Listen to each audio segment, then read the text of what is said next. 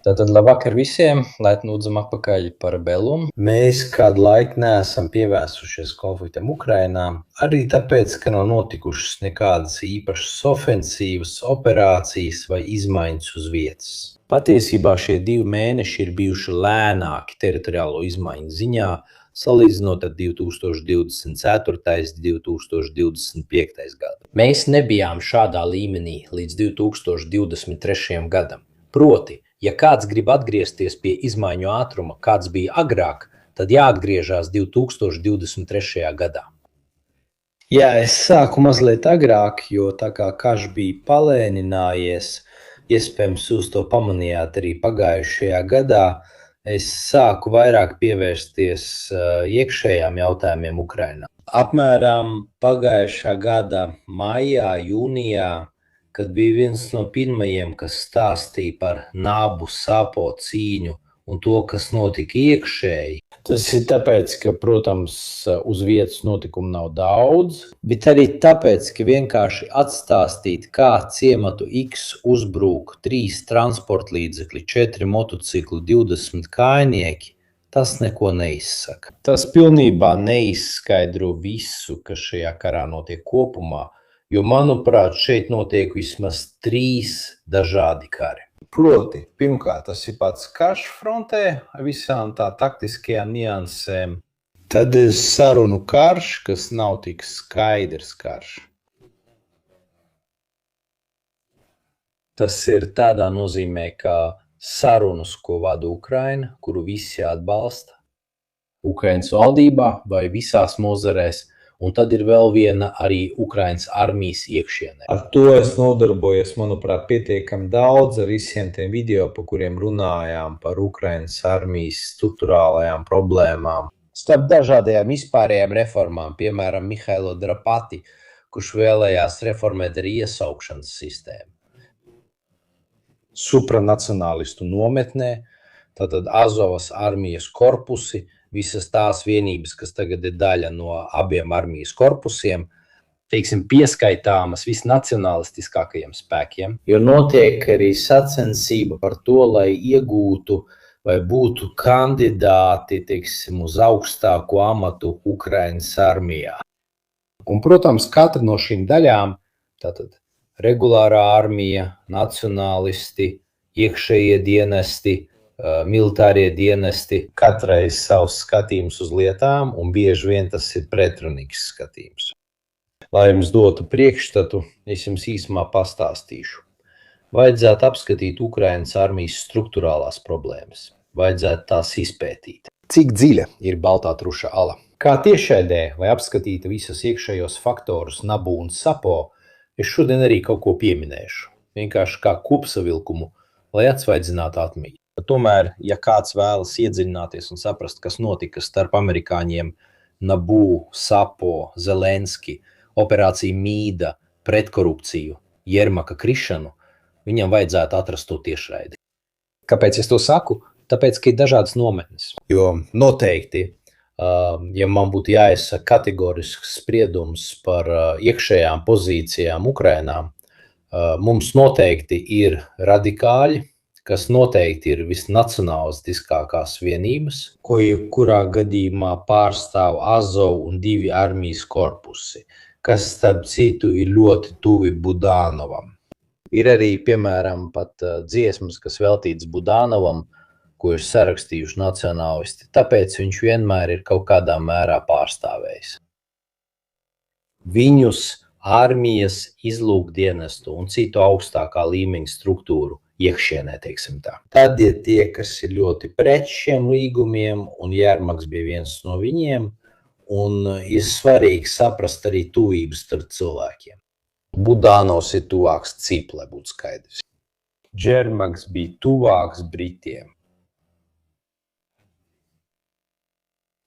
To nesaku es, tās nav mans vārds. Bet jāatceraties to ļoti garo Financial Times rakstu, kurā tika intervēti vairāk nekā 40 cilvēki, kas attiecās uz Jermaka pozīcijām vai viņa ietekmi sarunās.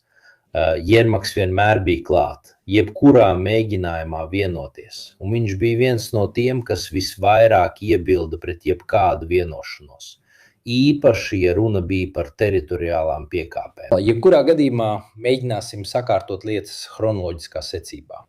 Jo es iedomājos, ka daudzi nemaz tik labi nepazīst Ukrainas valdības dienestu, struktūru šīs lietas te. Bet patiesībā mēs atklāsim, ka tas ir ļoti interesanti arī, lai saprastu, kāpēc notiek noteiktas lietas. Tātad atkārtosim vēlreiz.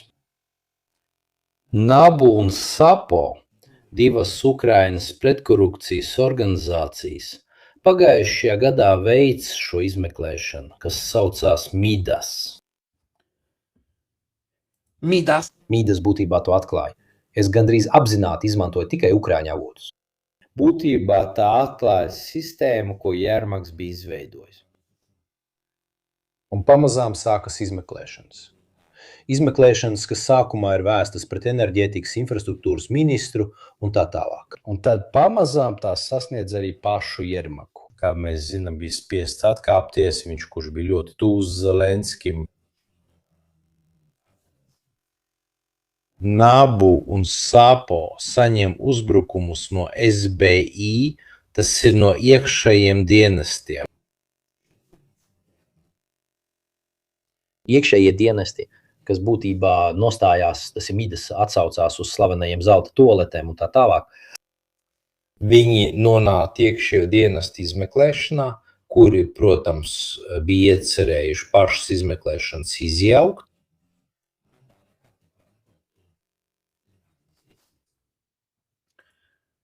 Bet ne visi dienesti viņi to izdarīja. Tas bija viens no vietniekiem, kurš sākumā piekrita, bet kad viņš redzēja, jūs to visu atradīsiet avotos, kad viņš redzēja, ka tomēr bija liela tautas kustība pret uzbrukumiem, ko veica dienesti pret abām pretkorupcijas aģentūrām.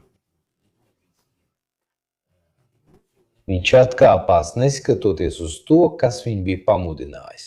Tas bija Jermaks. Neatceros, ka tie visi ir Ukrainas dienesti, tas ir publicēts Ukrainas Pravda.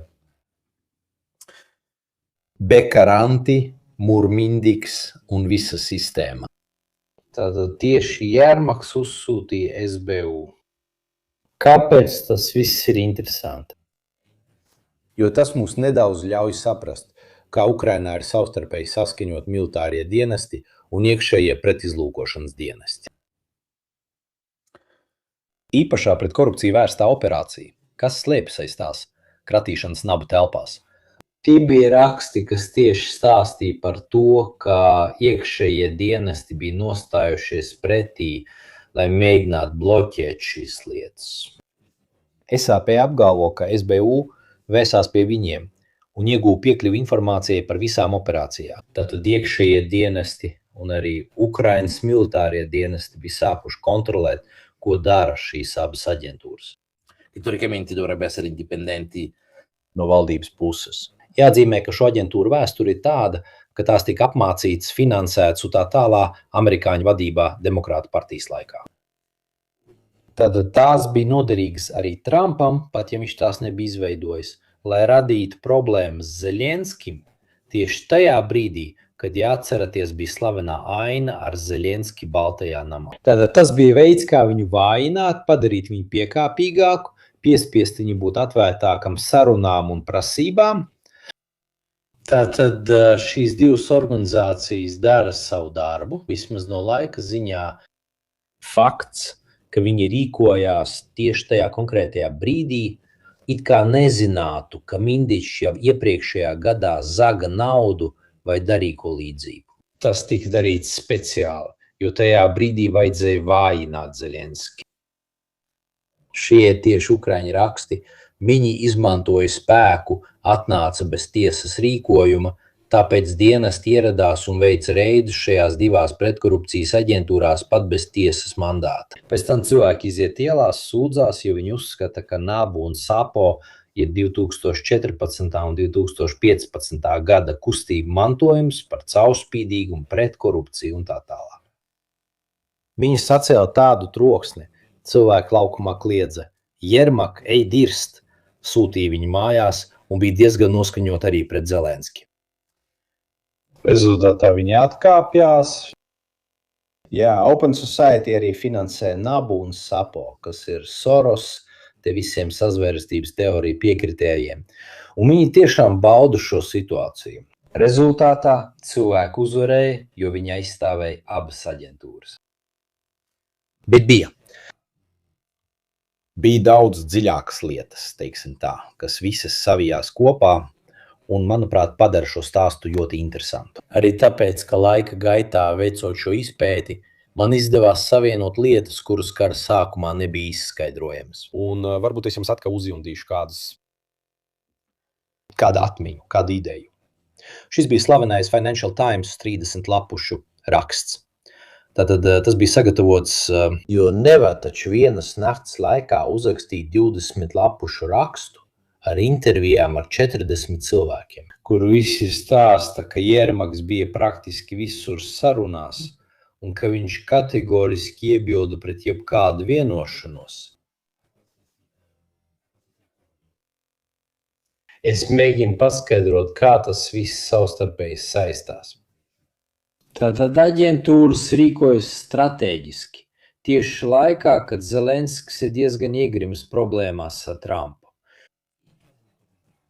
Mindiks pazūd, Jermaks pazūd, bet pirms tas viss notiek, Jermaks, kurš tomēr ir izveidojis varas sistēmu, spēj paveikt dažas lietas. Un šīm lietām joprojām ir liela nozīme Ukrainas iekšienē. Kādā brīdī, 2025. gada novembrī, Jermaku drīz atlaidīs. Ja nemaldos, tas bija decembrī, kaut kas tāds.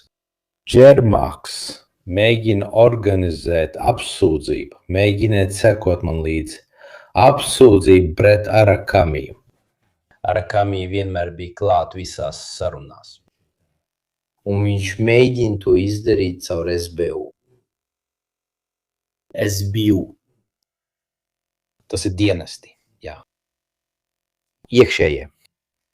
Kas tajā laikā vadīja SBU? Kāds Maļuks?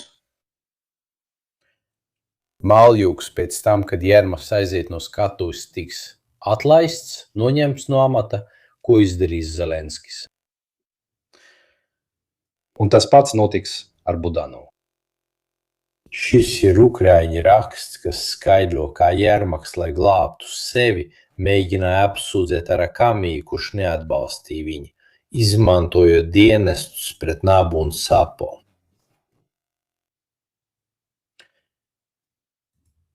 Tajā pašā laikā redzams, ka nebija cilvēku, kuri būtu parakstījuši šādas aizdomas un izvirzījuši šādas apsūdzības. Tas nozīmē, ka daudzi Zelenska partijas parlamentārieši atteicās atbalstīt Jermaka ideju apsūdzēt Arakamiju. Un galvenais SBU vadītājā ģenerāli Vasilij Maļukā, pilnīgi neatkarīgajā ģenerālprokurorā Ruslanā Kravčenko. Viņi izrādīja minimālu interesi spēlēt komandā šādu stāstu. Neskatoties uz atkāpšanās draudiem, tika veikta reāla gatavošanās šo draudu īstenošanai. Jermaks pat gribēja viņus apsūdzēt, viņš gribēja viņus apvainot tieši nodevībā, kas kara laikā nav nekāds nieks. Viņš gribēja atbrīvoties no drošības dienesta vadītāja, kurš atteicās bloķēt Nabu un Sapo un Arakamiju. Tāpēc viņš gribēja izmantot SBU, lai mēģinātu izglābties. Ievērojiet, ka Jermaks aiziet no skatuves, un jebkurā gadījumā SBU vadītājs Maļuks tiek atcelts. Tūlīt pēc tam tas notiek ar Budanovu, kurš tiek atcelts no militāro dienestu vadītāja amata un iecelts Jermaka vietā. Un šeit jāatver iekava. Patiesībā mēs esam izveidojuši schēmu. Ievērojot, ka tas viss bija sagatavots dažas dienas pirms sākās nekārtības starp Irānu, ASV un Izraēlu. Patiesībā mēs bijām izveidojuši īsu video, tad sākās nekārtības, mēs pievērsāmies tam, un šī tiešraide, teiksim tā, palika mazliet iesaldēta. Šī ir attiecību schēma, kurai esmu pievienojis visus avotus. Un viss, ko es saku, ir pierādīts, un lielākā daļa pat ir rakstīta pašiem ukraiņiem. Attiecības ir šādas. Mums ir Maļjuks, bijušais Ukrainas iekšējā drošības dienesta SBU vadītājs, kurš atsakās pakļauties Jermakam. Un atsakās izmeklēt Nabu un Sapo, kas izmeklē Jermaku, Mindiku un visus pārējos. Tāpēc Jermaks mēģina pārliecināt dažus parlamentāriešus un dažus ministrus apsūdzēt Arakāmiju no parlamenta puses un Maļuku dienesta vadītāju, ka viņi ir nodevēji. Neviens tam nepiekrīt, jo visi saprot, ka Jermaks ir izgāzies. Un tāpēc Jermaks krīt. Zelenskis paņem Budanovu, ko neviens pasaulē kara laikā neņemtu. Vienu no labākajiem izlūkdienesta vadītājiem. Tā ir izlūkošana, kāda pasaule vēl nav redzējusi. Jo jāatzīst, ka Ukraiņi ar to mazumiņu, kas viņiem ir paveikuši lietas, kas līdzinās Mosadas darbībām. Un viņš ieliek viņu Jermaka vietā. Tas ir, lai dotos uz sarunām, runātu ar krieviem, tātad nevis operatīvā lomā. Visā šajā ir ļoti interesants varas intrigs, jo Jermaks krīt, bet pirms krišanas viņiem izdodās izdarīt dažus gājienus. Viens no šiem gājieniem ir iecelt Pokladu par drošības dienestu vietnieku. Kamēr neko nenozīmē, viņi izvēlējās Zelenskis. Bet patiesībā tagad drošības dienestus vada šis Poklads, par kuru mēs drīz runāsim ļoti daudz, jo viņam ir diezgan satraucoša pagātne. Es jums tikai pateikšu, ka viņa iesauka ir Žņaudzējs.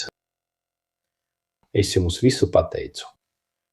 Lai būtu skaidrs, Budanovs, jo arī viņš kopā ar SBU, tātad gan GUR militārās izlūkošanas dienests, gan SBU ar Maļo atsakās iesaistīties šajā lietā. Starp pretkorupcijas aģentūrām Zelenskis, Jermaks un tā tālāk. Viņi vienkārši nevēlas tajā iesaistīties. Viņi nevēlas. Un tāpēc viņi tiek sodīti. SBU vadītājs Maļo, kurš tiek atcelts no amata. Un arī Budanovs tiek atcelts no amata. Atcelts no militārās izlūkošanas dienesta.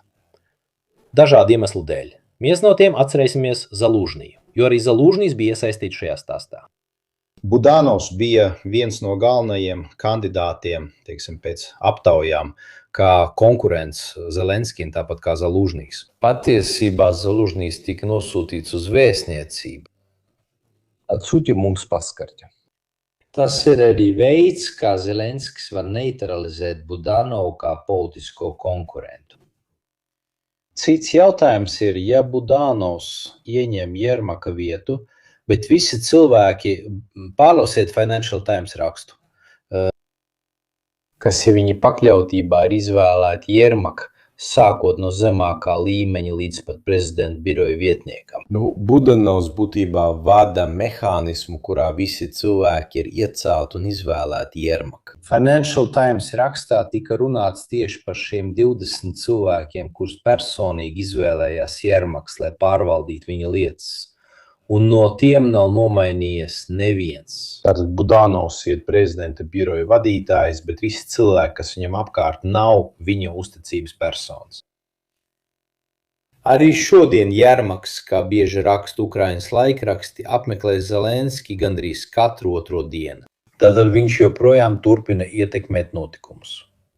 Malacis, Vinter, Budanova iecelšana Jermaka vietā ir zelta amats. Redzams, bet bez jebkādas varas. Viņam vairs pat nav dienesta. Viņš atkal runāja par GRU, GUR vadītāju, par Vašenko. Atkal viņi izvēlējās Zeļenskis. Tātad mēs redzam, kā ar dažādām darbībām Zeļenskis ir spējis neutralizēt iekšējās drošības vadītāju un militāro dienestu vadītāju. Kāpēc Budanovs un Jermaks viens otru necieš? Kāds ir šīs naidīguma dziļākais iemesls? Budanovs, lai gan ir viens no cilvēkiem, kurš Krievijai nodarījis vislielāko kaitējumu, ja paskatāmies uz to, ko viņš ir teicis, pēdējo 9 mēnešu laikā viņš ir izteicis diezgan pretrunīgus paziņojumus attiecībā uz savu nostāju. Viena no slavenākajām ir tā, ka Ukraina varētu pārstāt pastāvēt kā valsts. Šķiet, ka viņš to ir teicis kādā sanāksmē Verhovnas Radā, sakot, ka mums jāatrod alternatīvs risinājums kara turpināšanas vietā. Kad viņš bija Eiropas formā, viņš teica, mums jārunā ar Krieviju. Protams, Krievi. Viņi ir, teiksim, apgrūtinoši kaimiņi. Tu vari arī būt sitās attiecībās ar saviem kaimiņiem, bet beigās tev neizbēgami ar viņiem ir jārunā. Tātad paradoxāli Budanovs, kuru nacionālisti, kas ir visradikālākie, ļoti atbalsta, ir laba figūra sarunām. Kāpēc? Tāpēc, ja sarunas vada viņš, nacionālisti uzticās vairāk. Verhovna Rada ir Ukrainas parlaments. Otrkārt, viņš tiek neutralizēts kā sarunu vedējs. Zelenskis ancensis. Un treškārt, viņš tiek nostādīts pozīcijā bez varas. Ceturtkārt, ja Budanova sarunas ar Krieviem izgāstos, kurš tad būtu vainīgs? Budanovs. Tātad Zelenskis, godīgi sakot, no politiskā viedokļa izdarīja ļoti gudru gājienu. Viņš ielika Budanovu pozīcijā zelta būrī. Viņš ir cilvēks, kam patīk nacionālisms. Un ja viņš runā ar Krieviem, nacionālisti nevar viņu uzbrukt tik daudz, kā to darīja ar Zelenski. Un ja viņš izgāžās, visa vaina gulstās uz Budanovu. Bet kāpēc Budanovs un Jermaks viens otru ienīsta? Neskaitot to, ka Budanovs ir tuvāks CIP, bet Jermaks tuvāks Britiem. Un viņa pozīcijas arī atspoguļo šo tuvību, teiksim tā. Jermaks ir kategoriski pret sarunām. Jermaks ir pret jebkādām sarunām. Starp citu, Briti ir visstingrākie runājot par mieru Ukrainā. Savukārt amerikāņi ir vairāk noskaņot uz sarunām. Un starp citu, Budanovs ir personība, kas ļoti patīk amerikāņu Pentagona aprindā. Varbūt tāpēc, ka cilvēki no dienestiem viens otru labāk saprot un tā tālāk. Budanovs tika apmānīts, neutralizēts, atņemti dienesti, kurus viņš vadīja no 2020 līdz 2026 gadam un iecelts par parlamentārieti. Ir arī izmaiņas tajā, ar ko tika veikts pārunas. Ja mēs paskatāmies, un šeit lieta kļūst patiešām interesanta, Budanovs atrodas Abu Dabī un runā ar ko? Ar Krievijas dienestu vadītāju. Nevis ar Ziemassvētku vecīti. To tikās dienesta vadītāji. Bet diplomāts ar diplomātu, vēstnieks ar vēstnieku. Dienestu vadītājs ar dienestu vadītāju. Tā ir cita veida diskusija. Pēc manām domām tā ir tehniskāka. Ar cilvēkiem, kuri, manuprāt, neslēpj patiesību. Tāpēc ir interesanti redzēt, ka gan Ukraiņi, gan Krievi ir nosūtījuši izlūkdienestu vadītājus. Un šeit lietas kļūst ļoti interesantas. Kāpēc? Kamēr viņš runā ar Krieviem, kaut kas notiek. Vai jūs atceraties, kas notiek? Tieši tajā brīdī, kad viņš burtiski fiziski sēž istabā. Kopā ar Krievijas dienestu vadītāju, Krievijas dienestu vadītāju vietnieku ģenerālim Aleksejevam tiek sarīkots atentāts. Tas nebija atentāts, ko veica Budanovs. Pirmkārt, viņš vairs nebija guru vadītājs. Otrkārt, viņam nebūtu nekāda iemesla, kamēr viņš runā ar Krievijas dienestu vadītāju, veikt atentātu pret viņa vietnieku. Jāatzīmē, ka jau jaunie dienestu vadītāji, gan iekšējo, gan militāro, bija nomainīti ar cilvēkiem, kas ir ļoti tuvi Jermakam. Žņaudzējs Poklats kopš 2010. gada bija pazīstams ar Jermaku. Un to nesaku es, un tas ir tas skaistais. Tās nav manas lietas, manas teorijas vai kaut kādas dīvainības. Sprādzienu bīstamais skrējritenis. Labi, redzu, kā atceraties. Tagad es jums atsaukšu atmiņā vēl vienu lietu, lai jūs saprastu, kāpēc šīs naidīgās attiecības ir radušās ļoti, ļoti sen. Vai atceraties, kad 2022. gada sākumā kādu brīdi viens Ukrainas pārstāvis tika apsūdzēts par to, ka ir Krievijas spiegs? un tika nogalināts. Neatšķirāties? Lūk, tas gadījums, kas, manuprāt, ir ļoti interesants, es runāju par Denisu Kirjevu. Lūk, tagad es jums to parādīšu. Kurš apsūdzēja SBU, tātad iekšējos dienestus, Denisa Kirjeva nogalināšanā? Kirjevs. Kurš apsūdzēja dienestus? Tas bija Budanovs. Budanovs sūdzējās, ka iekšējie dienesti SBU nogalināja Kirjevu. Un ka viņa ķermenis tika izmests uz ielas. Budanovs saka, Kirjevs nebija Krievijas spiegs. Kā speciālā dienesta vadītājs esmu pārliecināts, ka persona, kas bija mūsu darbinieks, tātad bija GUR loceklis, nebija spiegs. Pirmkārt, otrkārt, es personīgi pazīstu kungu Kirjevu kopš 2009 gada.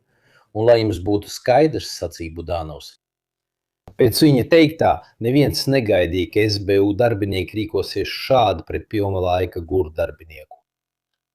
Toreizējais SBU vadītājs Ivans Bakanovs nevarēja neko pareizi izskaidrot. Budanovs arī teica, ka pazīst cilvēkus, kuri nogalināja Denisu Kirjevu.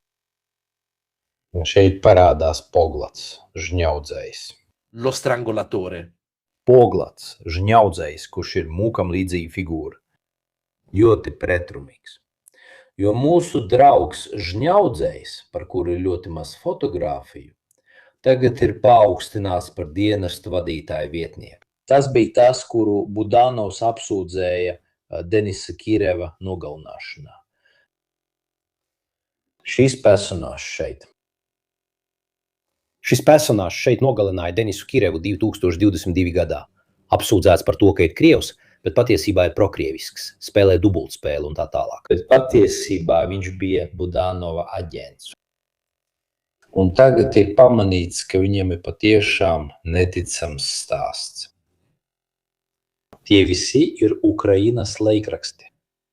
2003 gadā viņš bija dienējis iekšlietu jomā. 2010. gadā viņš tika atcelts no departamenta vadītāja amata. Taktiskās izlūkošanas nodaļas, proti tie, kas burtiski dodas iznīcināt.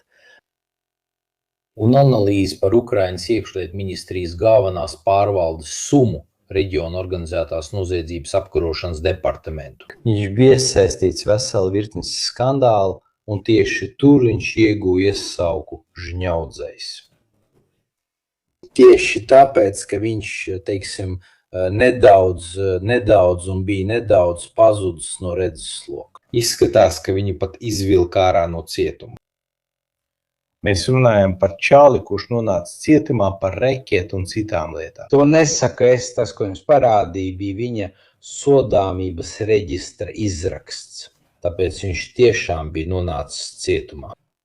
Tagad viņš ir vadītājs, viņš ir iekšējo dienestu vadītāja vietnieks, vai jūs būtu priekšstats? Šis ir vecs raksts no 2008. gada 18. jūlija, kurā runā par Pogladu. Vispirms daži vārdi par it kā upuri policijas priekšnieku. Viņš sadarbojās ar Sumas un arī Odesas policijas priekšnieku. Viņš bija persona, kas bija iesaistīta uzbrukumos policijai, bija saistīts ar reketu. Par viņu nav daudz zināms. 1996. gadā viņš tika notiesāts uz 6 gadiem cietumā ar mantas konfiskāciju par izspiešanu. Apelācijas tiesa apstiprināja spriedumu. Pēc 2,5 gadiem viņš tika atbrīvots ar amnestiju. Īpašu likumu tika pieņemts 2001–2002 gadā. Viņš izcieta sodu aizturēšanas centrā Katelāre un cietumā Poltavā. Viņš tika atbrīvots ne bez Pušņika palīdzības. Pušņīs bija praktiski policijas priekšnieks. Teorija, ko raksta daudz izmeklējušie žurnālisti par šo personu, ir tāda, ka viņš nonāca cietumā, tika izvilkts ārā ar policijas palīdzību un pēc tam kļuva par policijas informatoru būtībā. Tad viņš daļēji bija iesaistīts reketā, mafijā un tam līdzīgās lietās, un daļēji bija informators. Likumsargi izsaka nopietnas aizdomas, un Poklats ir iesaistījies vairākās pārdrošās slepkavībās. Tuvākie sakari. Ivans Djaščenko, Krivkovskas rajona tiesas priekšsēdētājs. Vladimirs Glants, organizētās noziedzības apkarošanas departamenta priekšnieka vietnieks. Un daudz citi. Proti vesels saraksts ar dažādiem cilvēkiem, no kuriem pēdējais ir apsūdzība, ka Budānovs nogalināja viņa cilvēku, jo tāds bija viņa paņēmiens. Viņš viņus veda mašīnā, nožņaudza un pēc tam atstāja. Tagad pieņemsim, ka pat tikai 10. daļa no tā, ko raksta Ukraiņi, nevis es, izmeklējušie žurnālisti un tā tālāk, par šo personu ir patiesība. Fakts, ka šodien viņš ir iekšējo dienestu vadītāja vietnieks. Tas liek aizdomāties, vai ne? Tas ir mazliet kā iecelt priekšnieku, kurš ir diezgan iesaistīts aizdomīgās lietās. Tātad apkoposim. Tagad mums ir Poklats, kurš ir Ukrainas iekšējo dienestu vadītāja vietnieks. Un kāda ir pirmā lieta, ko Poklats dara tagad, kad viņš ir Ukrainas dienestu vadītāja vietnieks? Kā jūs domājat? Kopā ar Zelenski viņi praktiski sāk veikt tīrīšanas. Papildus tam, ka viņi jau ir iztīrījuši militārā dienesta un pretizlūkošanas iekšējās drošības dienestu vadītājus, kas izvēlēšiem būtu Šinbets. Zelenskis paziņo par nelojālo SBU darbinieku iztīrīšanu. Šis ir 2026. gada 16. februāris.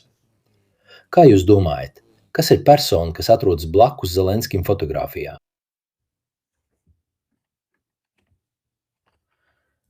Tieši tā, žņaudzējs. Anche senso. Sveiciens! Nabu e Sapu ti hanno fatto fuori Yermak, che era comunque uno dei tuoi più fidati. C'è la tendenza, quando si viene attaccati, a circondarsi da, diciamo... Vēl stingrāki cilvēki, vēl bargāki, lai vēl vairāk koncentrētu varu, jo nekad nevar zināt. Cilvēki, kas ir gatavi uz visu. Poklāts noteikti ir viens no šiem cilvēkiem. Negribēju jūs nogurdināt ar visu viņa stāstu. Izlasiet to avotos, jo viņš tiešām izklausās pēc kāda, kas iznācis no Scarface vai Krustēva. Lapus pilns ar dīvainiem stāstiem, kuros viņš ir iesaistīts. Viņš nonāk cietumā. Tad no cietuma sāk strādāt drošības dienestiem. Mazliet dīvaini, cilvēks nonāk cietumā, bet pēc tam sāk strādāt drošības dienestiem. Atkārtoju, persona, kuru Budanovs apsūdzēja par GUR locekļu nogalināšanu. Tātad kara sākums. Podslata tagad praktiski palīdz Zelenskim, jo viņš uzraudzīs SBU personāla atstādināšanu, kas nekalpo Ukrainai, bet ir ieinteresēts citās lietās. Tad nav īsti zināms, kādā nozīmē. Man šķiet, ka Budanovs ir kalpojis valstī. Pat diezgan labi. Praktiski sākās tīrīšana dienesta iekšienē, īpaši to cilvēku, kurus visticamāk Budanovs šajos 6 gados bija iecēls. Tad papildus Budanova atstādināšanai viņi veic tīrīšanu, sākuši ar augstākajām amatpersonām, viņi atbrīvojas no visiem tiem cilvēkiem, kurus visticamāk bija izvēlējies Budanovs, lai ieceltu cilvēkus, kas ir lojālāki valdībai, nevis tam cilvēkam, kurš viņus ir apmācījis. Ukrainā vienmēr pastāv bailes arī no varas struktūrām, starp drošības dienestu, armijas, nacionālistu un citu varu. Atkārtoju, tās visas ir lietas, ko esmu salicis kopā, bet būtībā tie tikai Ukrainas laikrakstu raksti. Ne vairāk, ne mazāk. Šis ir Ukrinform, lai dotu priekšstatu. Prezidents Volodimirs Zelenskis paziņoja, ka ir uzdevis Ukrainas drošības dienesta vadītājam Hmara un viņa vietniekam Oleksandram Pokladam strādāt pie tā, lai attīrītu Ukrainas drošības dienestu. Tagad lūgt kādam, kurš sauc par žņaudzēju, attīrīt tavus dienestus, Simoro, tas ir viens.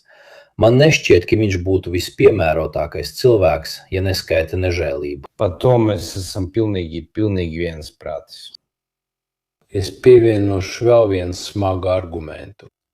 Kamēr tas viss notika, proti Budānos tika atcelts, viņa vietā iecelts Jermaks, Poklats tika iecelts par iekšējo dienestu vietnieku. Zaluzī, kurš parasti nerunā, izteicās, jo ir noderīgi pēc tam veidot šādus tiešraidus, visu sasaistot kopā.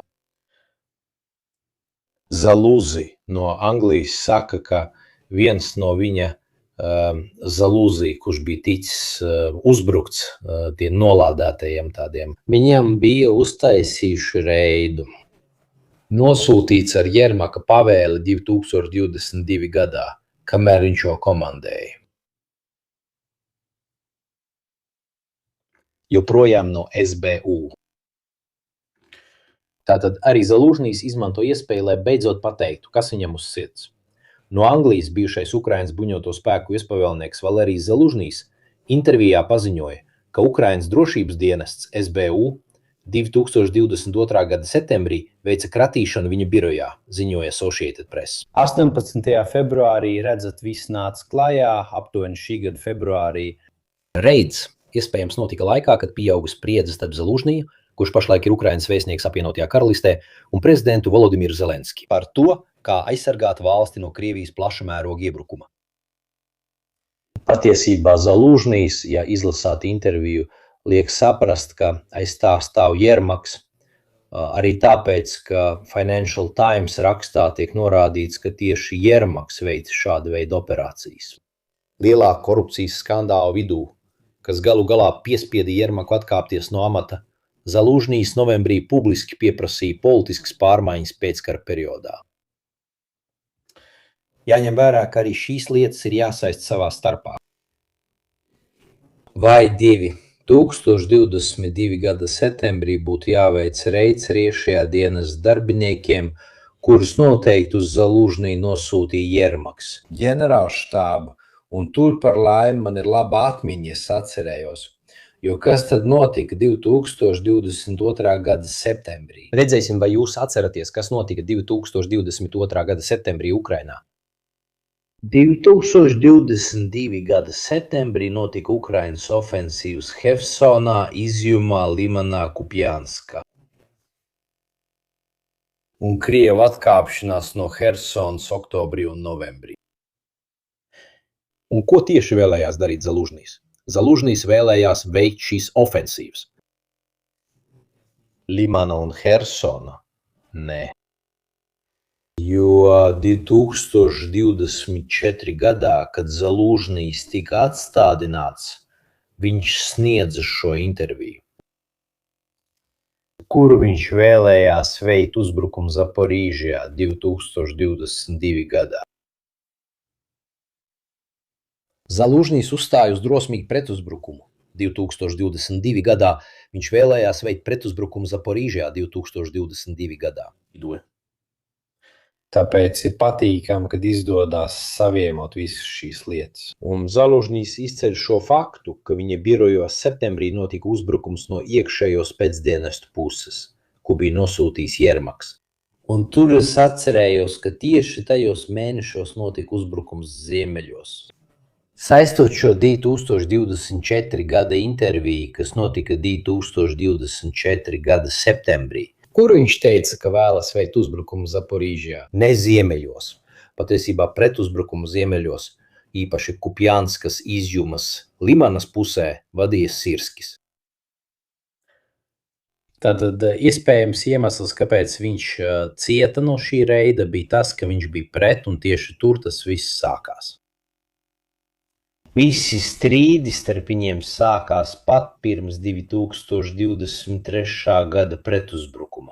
Vai atceraties, ka vienā brīdī Zalūžņijs pilnībā pazūd no redzesloka no 2022. gada beigām līdz 2023. gada vasarai? No avīzēm viņš vairs nesniedz intervijas, vairs nav arī video.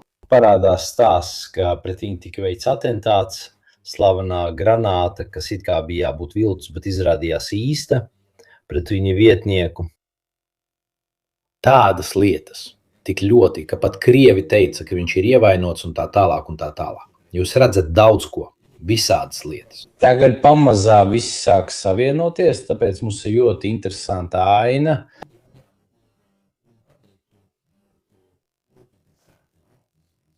Jā, kādas ir iekšējās pozīcijas? Tagad beidzot var saprast, kurš ir ar kuru un par ko. Tātad šajā attiecību schēmā patiesībā būtu jāiekļauj arī Zalužņīs. Mums ir Jermaks, kurš šeit visiem traucē. Iedomājieties, vēl arī Zalužņiju, kad viņš bija pret. Tas ir tieši viņa klasiskais uzvedības veids. Tātad, apgriežoties pie tā, kas notika tagad, mums ir Jermaks, kurš izmantoja Maļuku, lai uzbruktu Zalužņiem. Bet Maļuks atteicās viņam palīdzēt pret Nabu un Sapo. Tātad pirms viņam atņēma amatu, viņi iecēla Poklādu, kurš ir tas pats, kas 2022 gada sarunu laikā nogalināja Budanova cilvēku no dienestiem, un Budanovs to labi atcerās. Un tagad viņš ieņem SBU vietnieka amatu, kurš sarīko atentātu pret Krievijas militārās izlūkošanas vadītāju vietnieku Aleksejevu tieši tajā brīdī, kad Kostjukovs, Krievijas militārās izlūkošanas vadītājs, runā ar Budanovu. Vai viss skaidrs? tā arī var nedaudz saprast, kas notiek un kāda ir iekšējie spēku samēri. Tātad mums ir jārunā par tiem, kas ir tuvāki amerikāņiem, piemēram, Budanovs, un par tiem, kas nekādā gadījumā nevēlas runāt, piemēram, Jermaks, kas pagātnē darījuši visu iespējamo, lai izjauktu sarunas. Ne jau tā, ka Krievu puse piedāvātu kaut ko īpašu, bet arī viņš no savas puses darīja visu iespējamo. Un viņš vienmēr izmantojas dienestus, kad vien varējis, lai iejauktos pa vidu. Tad arī šodien Jermaks, izmantojot Pokladu, joprojām īsteno varu, cenšoties likt sprunguļus Budanova riteņos. Jo, protams, kā jau iepriekš teicu, no politiskā viedokļa, ja Zeļenskis uzdod Budanovam veikt šīs sarunas, un šīs sarunas izgāžās, bieži vien Jermaks palīdz tās izgāzt. Noteikti tas, kurš uzņemsies vainu, būs Budanovs. Un tikmēr jaunie dienestu vadītāji Vašenko un Kamara zemāk. Sotto Viņu kadri tiek attīrīti un aizvietoti ar cilvēkiem, kas, protams, ir lojālāki Zelenskim, piemēram, Poklada gadījumā, kuru iecēla Jermaks. Teiksim tā, ka iekšējās tīrīšanas Ukrainas drošības dienestos noteikti novedīs pie tā, ka tiks iecelti aizvietotāji, kas ir tuvāk Jermakam, lai Jermaks varētu turpināt īstenot varu. Pat ja nomināli viņam vairs praktiski nav nekādu amatu. Poklads un Jermaks, kā jūs lasīsiet arī dažādos rakstos, viens otru pazīst jau labu laiku, jau diezgan ilgu laiku. Un papildus visam tam, protams, pa vidu ir arī nacionālistiskie spēki, tāpēc mēs runājam par Azovas korpusiem un viss pārējais, kas tur ir. Viņi bija, nezinu, vai vēl joprojām ir ļoti Budanova atbalstoši, bet noteikti neatbalstīs Sirski. Daudz reižu. Biļetskis un Azovas komandieri. Azov tagad ir 2 armijas korpusi. Mēs nerunājam par bataljonu, brigādu vai divīziju, mēs tagad runājam par 2 armijas korpusiem. Daudz rakstu, ko ir rakstījis Biļetskis, kuru dažos aprindās sauc par balto fīreru, prasa Sirska atcelšanu. Bet tas jau ir sen. Tie visi raksti, kas attiecās tieši uz, tā teikt, ne politiskām, bet militārām ambīcijām. Kāpēc Azova un citi ir izveidojuši 2 armijas korpusus? Jo kā brigādes ģenerālis, tu nekādā gadījumā nevar būt piemērots ģenerālštāba priekšnieka amatam. Bet ja esi armijas korpusa ģenerālis, tad vari. Tad tev ir vairāk iespēju. Patiesībā viņi ir stingrās līnijas piekritēji, Biļetskis. Ukrainā pārāk daudz domā par pamieru. Tā vietā, lai to tuvinātu, padarot armiju efektīvāku. Viņi redz pamieru un kara beigšanas iespēju tikai caur spēku. Tātad no Zelenska viedokļa tas bija arī gudri iecelt Budanovu, jo viņš viņu atvirzīja no drošības dienestu varas. Viņš ir tuvu. Nacionālistiem. Tāpēc visticamāk sarunas, kuras ladītu Budanovs, būtu nacionālistiem pieņemamākas. Viņi diez vēstos pret Budanovu, jo viņš vienmēr ir bijis viņu simbols.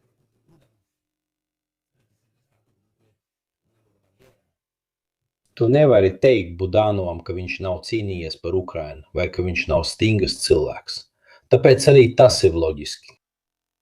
Viņi noteikti ir vismazāk noskaņoti piekāpties, viņi uzskata iespējams strupceļu un Ukrainas armijas stiprināšanu par labāko risinājumu mieram.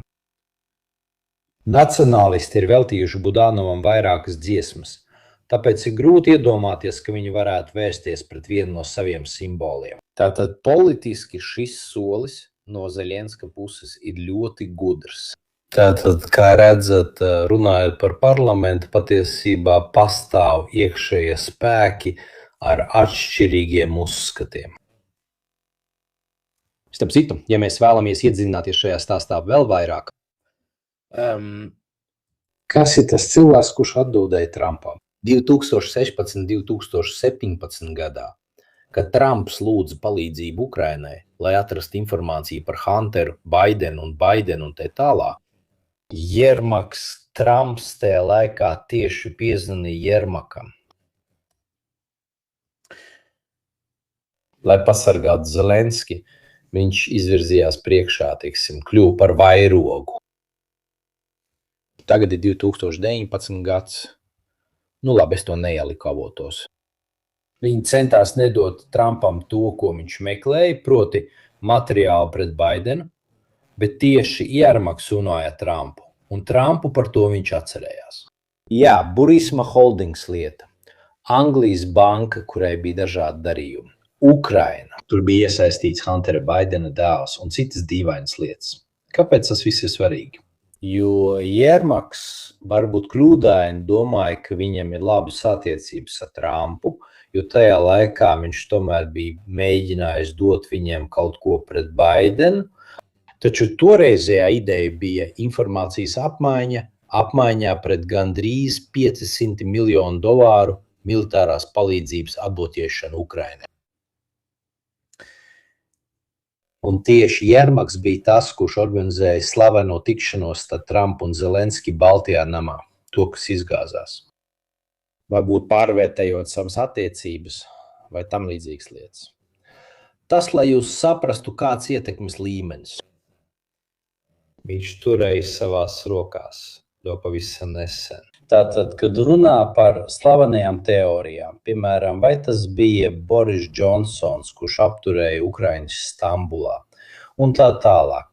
Man tas liek pasmaidīt, jo vienmēr tiek pieminēts Arakamija, un Arakamija kādā intervijā šie tie viltīgie gājieni, ko dara daži laikraksti, vai ne?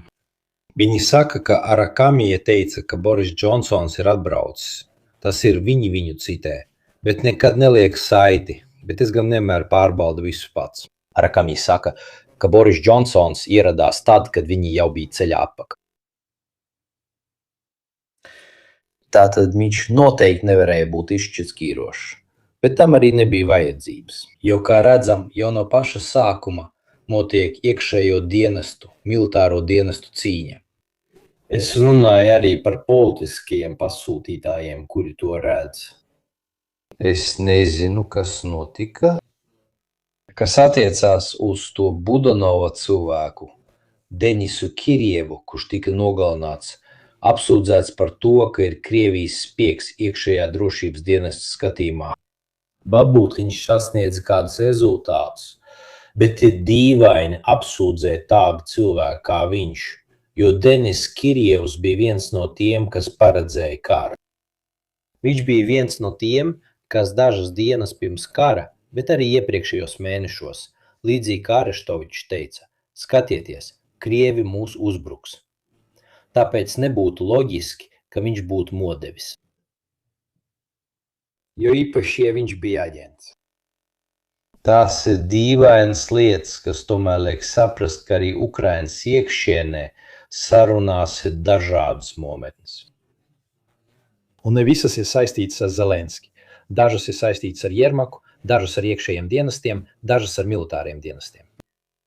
Kas tomēr kalpo arī kā runas vīri citiem, kuri nerunā vai kuriem ir vara, piemēram, nacionālistiem, bet kuri to pauž caur Budanovu un līdz ar to caur Zelenski. Kad viņš kādu ieceļ amatā, viņam arī jāņem vērā, ko šis cilvēks pārstāv, kad viņš runā. Tāpēc ir ļoti grūti panākt, lai pieņemtu sarunas. Kā redzam, pastāv dažādas domāšanas skolas, un katra cenšas izjaukt to, ko dara otra. Pēdējais uzbrukums Abu-Dabī Krievijas dienesta priekšnieku vietniekam laikā Budanovs runā ar dienestu vadītāju. E chiaramente opera Poklāts pēc Jermaka uzdevuma, kurš mēģina izjaukt šīs sarunas. Arī tāpēc, ka ir visa iepriekšējā vēsture par to, cik ļoti viņš bija kategoriski pret. Pārlasiet Financial Times rakstu. Jo saliekot kopā visas šīs lietas, katra apstiprina otru un viss lieliski saskan. Tāpēc es biju ārkārtīgi skeptisks, lai arī noteikti bija spiediens no amerikāņu un vispārējo puses. Pietika, lai Savienotās valstis un amerikāņi vienotos un ukrāņi būtu norījuši jebkādu vienošanos? Nekā. Pat pašā Ukrainā pastāv ārkārtīgi atšķirīgas nostājas. Es jums esmu devis daudz vairāk avotu par to, es centos šajos 50 minūtēs apkopot visas šīs lietas. Bet var iet daudz dziļāk un apskatīt Budanova nostāju attiecībā uz sarunām. Viņa paziņojums. Apskatīt arī laika grafikus, kad notiek noteikti uzbrukumi. Apskatīt arī to, kas noticis ar izlūkdienesta vietniekiem. Kā Kamārā, kāpēc viņi izvēlējās Kamāru, kāpēc viņš tika izvēlēts cita vietā otrs, jo viņš bija atteicies iesaistīties aizsardzībā. No izmeklēšanas. Bet kāpēc viņi izvēlējās to jauno? Tāpēc, ka tas jaunais ir tuvu Jermakam. Viņi pat pazina viens otru. Patiesībā ir daudz diskusiju, kas pie mums nemaz nenonāk, jo tās nav īpaši interesantas itāļu auditorijai un tā tālāk. Ukrainā gan daudz diskutē, ļoti daudz diskutē, jo ir daudz blogu, kas nodarbojas ar iekšpolitiku. Tad iedomājieties, kara laikā visas šīs lietas pašiem ukraiņiem noteikti ir īpaši interesantas. Ir interesanti redzēt, kā tiek izvēlēti cilvēki arī atkarībā no tā, kam viņi ir tuvi. Paldies, un to raksta paši ukraiņi. Jā, tagad atbildēšu uz jautājumu, ja spēšu to atrast, paskatīsimies. Te tas ir. Cik iespējams, ka Krievija sabruks tuvāko gadu laikā? Redzēsim. Tad pāriešu pie otrās video daļas, kas ir atjauninājums par to, kas notiek uz vietas. Un mēs sapratīsim, ka nogurums ir abām pusēm. Ir arī jautājums par Krievijas mērķiem, jo kāpēc tam, kurš uzvar, būtu jāapsēžās pie sarunu galda ar ukraiņiem un amerikāņiem? Jo no strateģiskā viedokļa Krievija nevar sasniegt nevienu no tiem rezultātiem, ko tā bija sev izvirzījusi sākumā. Vai tas būtu Ukrainas gāšana ar valdību, kas ir tuvāka Krievijai, jaunā Krievija, līdz pat Odesai, sankciju atcelšanas panākšanu? Teritorija atzīšana, izvēlieties, ko gribat. Visu šo nevar panākt tikai tāpēc, ka ieņem ciematu X vai Y, ne vairāk, ne mazāk. To var panākt tikai izlīgstot ar starptautisko sistēmu, ar amerikāņiem un ar visiem pārējiem. Ja kāds uzvar, viņam no strateģiskā viedokļa nav nepieciešams prasīt šādas lietas. Tātad kāds ir minimālais rezultāts, ko, manuprāt, Krievi sev ir izvirzījuši? Vismaz, lai varētu teikt, ka misija ir izpildīta un mēģināt noslēgt karu, Donbasa pilnīgi ieņemšana. Un tagad mēs redzēsim, ka visi centieni ir vērsti šajā virzienā. Taču tas ir ļoti niecīgs gūms karam, kas ilgst jau ilgāk nekā padomju iesaistīšanās Otrajā pasaules karā. Ecco, Savukārt runājot par ukraiņiem, kuri ir atteikušies no iecerēm atgriezties pie 1991. gada robežām, kas bija mazliet smieklīga ilūzija. Izdzīvošana jau ir labs mērķis. Mazliet kā Somija pret Krieviju. Proti, neviens negaidīt, ka Somija uzvarēs Krieviju, tāpat kā neviens to negaidīt. Vismaz es nekad neesmu gaidījis, ka Ukraina uzvarēs Krieviju un spēs atgriezties pie 1991. gada robežām. Patiesībā es biju viens no tiem, kas kategoriski iebilda pret 2023. gada ofensīvu, tieši tāpēc, ka es neusticējos eiropiešiem. Es nekad neesmu uzticējies tukšām solījumiem, es skaitīju, cik ieroči tika piegādāti un tā tālāk, un skatījos, cik daudz. Un kā ar termiņiem? Tāpēc es nekad neesmu uzskatījis par pašsaprotamu, ka Eiropa vai Amerikas Savienotās valsts turpinās atbalstīt Ukrainu. Tādos pašos apjomos kā 2023. gadā patiesībā, ja paskatās, tie samazinājušies. Un tāpēc, manuprāt, labākā iespēja Ukraiņiem bija uzkrāt visus šos resursus un palikt aizsardzībā. Un, godīgi sakot, es joprojām domāju, ka ja viņi nebūtu veikuši ofensīvu 2023. gadā, visticamāk, ja viņi nebūtu izšķēdējuši šos resursus vai nebūtu spītīgi turējušies pie Bahmutas. Visticamāk pat Avdijivka nebūtu kritusi, ja viņi būtu izmantojuši šos resursus tikai aizsardzībai. Cik ļoti man tas atgādina, ka dažos no tiem saitēm, ko es jums iedevu, ir arī interesants stāsts, kas tur tiek stāstīts ar dažādu liecinieku palīdzību.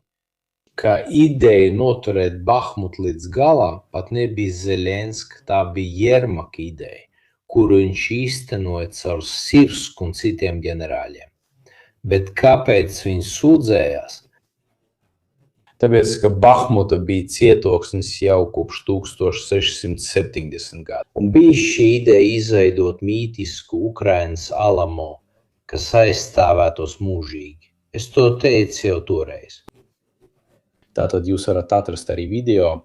Es vienmēr esmu teicis, ka pilsētu vai vietu jātur tik ilgi, kamēr tas ir lietderīgi. Aizstāvim. Tas nozīmē, kamēr tu spēj nodarīt pretiniekam lielākus zaudējumus nekā pats cieš. Un nekad nevajag saistīt pilsētas aizsardzību ar kādu stāstu, jo tad es to aizstāvu tikai tik ilgi, kamēr nodaru pretiniekam lielākus zaudējumus.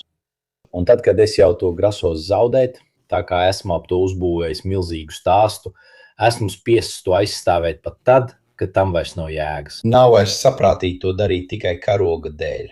It kā man būtu jāaizstāv pašam savu izveidotā aizsardzības naratīva. Un Ukraiņi bieži ir iekrituši šajā slazdā. To diezgan skaidri apliecina arī skaitļi. Ja atcerāties Teišeiras dokumentu noplūdi. Tas bija amerikāņu lidotājs, kurš bija publicējis Discord platformā dažus ziņojumus. Tie ziņojumi patiesībā bija adresēti 3 un 4 zvaigžņu amerikāņu ģenerāļiem.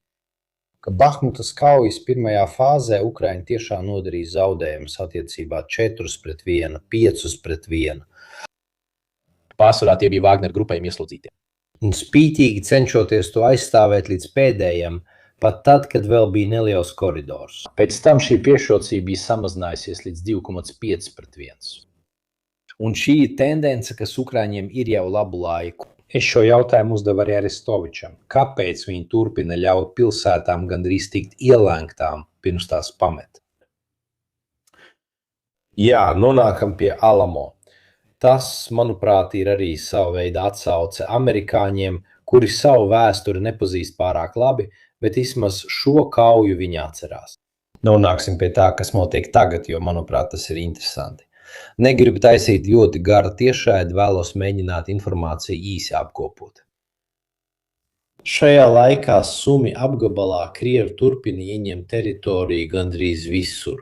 Teiksim, lielā puslokā ap Sumi Krievi aktīvi darbojas. Kā redzams, tā nav īpaši aizsargāta teritorija, bet, kā redzat, viņi turpina ieņemt zemes jostas visapkārt. Pašlaik nenotiek nekādas ofensīvas, nav liela operācija, viņi vienkārši ieņem teritoriju tur, kur var.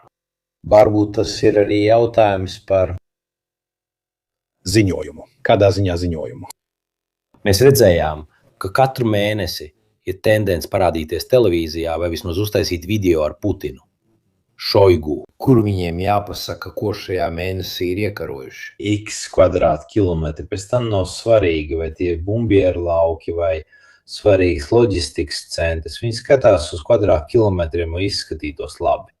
Jo no operatīvā viedokļa šai zemes joslai šeit praktiski nav nekādas nozīmes. Krievu spēki varētu ieņemt arī 30 kvadrātkilometrus šeit. Labi, tu esi ieņēmis ciematiņus ar 10 mājām. Bet, ja pēc tam nesako uzbrukums, manevrs un tā tālāk, vai tu esi ieņēmis kādu lauku? Fakts, ka viņi to dara, un ka mēs nefiksējam masīvu spēku uzkrāšanos, bet vairāk vai mazāk tās ir tās pašas vienības, kas bija iesaistītas iepriekš. Nav tā, ka tu saki, viņi sagatavo augsni, lai pēc tam mēģinātu uzbrukt Sumai. Nē, tās vairāk vai mazāk ir tās pašas vienības, kas šajā reģionā ir iesaistītas jau gandrīz gadu. Un viņi ieņem teritoriju, kurai nav nekādas vērtības. Tas ir līdzīgi kā tad, kad Ukraina laiku pa laikam veic reidu tālāk uz dienvidiem un ieņem kādus 10 kilometrus kāda mazciema teritorijas. Labi, vienkārši lai pateiktu, mēs esam atgriezušies Krievijā. Teiksim tā, visgudrākais mēķis, ko es šādā situācijā var iedomāties, ir pakāpeniski pietuvoties Sumi, pamazām ieņemot pozīcijas, lai sākt izmantot dronus pret Sumiem. Lai mēģinātu padarīt to par spoku pilsētu vai radīt postījumus, pārvērst to par frontes pilsētu, lai tā kļūtu neapdzīvota. Militārā nozīme – 0. Tas nenozīmē, ka Ukraiņi, kas atrodas apkārtējās mežos, aizies prom. Taču tas ir tas, kas notiek gandrīz visā Harkivas frontē. Kas attiecās uz Sumi, kā redzam, ir daudz mazu Krievu darbību, kas iegūst teritoriju. Apkārt ir drošības josla, kurai tomēr nav īpašas nozīmes. Ko tu saki? No turienes viņi to dara? Tātad, ja tu paņem šo stūrīti pie robežas, tas nenozīmē, ka pēkšņi sāksies ofensīva uz Harkivu no tā stūrīšu. Tur viņi iegūst teritoriju. Bet es nezinu, vai tas ir simbolikas jautājums vai vienkārši, lai izveidotu buferu zonu, bet tur nenotiek nekas īpaši nozīmīgs. Starp citu, dzeltenā atzīmētie Ukraiņi arī šeit veido veselu aizsardzības sistēmu. Kā var redzēt, diezgan daudz, kas ir koncentrēts, protams, uz Harkivu, uz Sumi. Un, kā var redzēt, arī viņi neaizsargā pašu robežu, viņi aizsargā daudz tālāk aizmugurē. Tātad visa šī zemes josla šeit, tā teikt, ir apstrīdama. Kā var redzēt, izmaiņu nav bijis. Jūs neredzat lielas spēku uzkrājumus. Lai gan paradoxāli šī ir zona, kur viņi ir iegūši vairāk teritorijas. Un tā ir arī zona, kur ir mazāk spēku un arī mazāk Ukrainas spēku. No otras puses, kā redzam, šīs manevras šeit nav īpaši izteikts. Tās neliecina par kādu īpašu kustību. Šeit savukārt jau vairākus mēnešus Krievi sāk palielināt savus spēkus. Mēs atrodamies uz ziemeļiem no Kupjanskas, šeit jau labu laiku tiek koncentrēti spēki. Līdz šim tās, tā teikt, nav izmantotas. Jo nav tā, ka tie būtu nodarījuši kādu īpašu kaitējumu. Kā klājās itāļu centauriem? Skaties, pēdējā ziņa, kas man bija par viņiem, bija to izmantošana, kad Ukraiņi atkaroja Kupjansku. Tas bija pēdējais reģistrētais centauru izmantojums. Tad es nezinu, vai viņi tos izmanto ikdienā nelielām operācijām, bet, teiksim, noteikts skaits centauru. Tie tika izmantot, lai veiktu ātru reidu, sniegtu uguns atbalstu un ļautu komandām ieiet Kupjanskā. Tad te redzam Vovčanskā, kas atrodas starp Harkivu un Sumi. Situācija paliek apmēram tāda pati. Var būt arī cits mēķis – piespiest Ukraiņus preventīvi izvietot vienības un pārvaldīt daudz resursu. Arī šī teritorijas ieņemšana no Krievu puses nav īpaši nozīmīga. Šeit ir Vovčanska, lai dot priekšstatu. Kā redzat, Ukraiņi spoguļveidā ir spiesti katru reizi, kad Krievi kaut ko ieņem, drošības pēc izvietot vienības. Kupjanskas rajonā, kā redzam, teritorija pēdējos mēnešos ir pilnībā atbrīvot no Ukraiņu puses, kopš parādījās Zeļenskis. Pat ja video tika ierakstīts nedaudz agrāk, Krievi ir atguvuši nelielu teritoriju ziemeļos. Šajā teritorijā gandrīz nekā nav, izņemot ierakums. Un pēdējā laikā viņi veic daudz uzbrukumu sasniedzot pilsētas dienvidu daļu. Bet nav bijušas lielas izmaiņas, izņemot to, ka lielākā daļa Ukrainas vienību ir izvietotas rietumpusē, tāpēc tās ir mazāk pakļautas iespējamai ielenkšanai. Teiksim tā, Ukraiņi ir guvuši mācību un turas. Pievērsiet tam uzmanību. Izlūkošanas bataljoni, 33. mehanizētā, 43. mehanizētās kājnieku brigāde.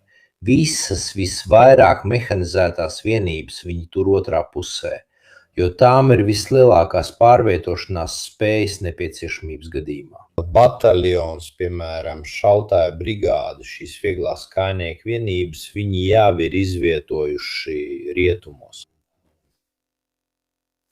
Apskatīsim, kas notiek Siverskā. Soledara un Slovjanska Kramatorska. Ja atceraties iepriekšējā tiešraidē, es jums teicu, ka man bija informācija, ka Ukraiņi atkāpjas šajā apgabalā, lai koriģētu frontes līniju. Un tā arī notika. Tad kāds man saka, bet kā tu pēc tam pārbaudi informāciju, ko tev sniedz? Laiks visu parāda, nav daudz ko teikt. Ja informācija bija laba, ar laiku tu redzēsi, ka lietas notiek. Tad paldies Gotmogam, kurus sveicinu. Mēs redzējām, ka šajās nedēļās Ukraiņi šajā apgabalā ir atkāpušies. Un racionāli tas ir saprotams, jo arī tur bija izveidojies savu veidu katls pakava formā bez īpaši svarīgiem ciematiem, kur aizsardzībai daudz lielāka jēga. Tāpēc Ukraiņi atkāpjas uz drošākām pozīcijām, drošākos apstākļos. Tātad, kā redzam, arī lai koriģētu līniju, to saīsina, un tādējādi Ukrainas vienības var izvietoties tuvāk cita citai. Tātad vairāk vienību uz kvadrātkilometru.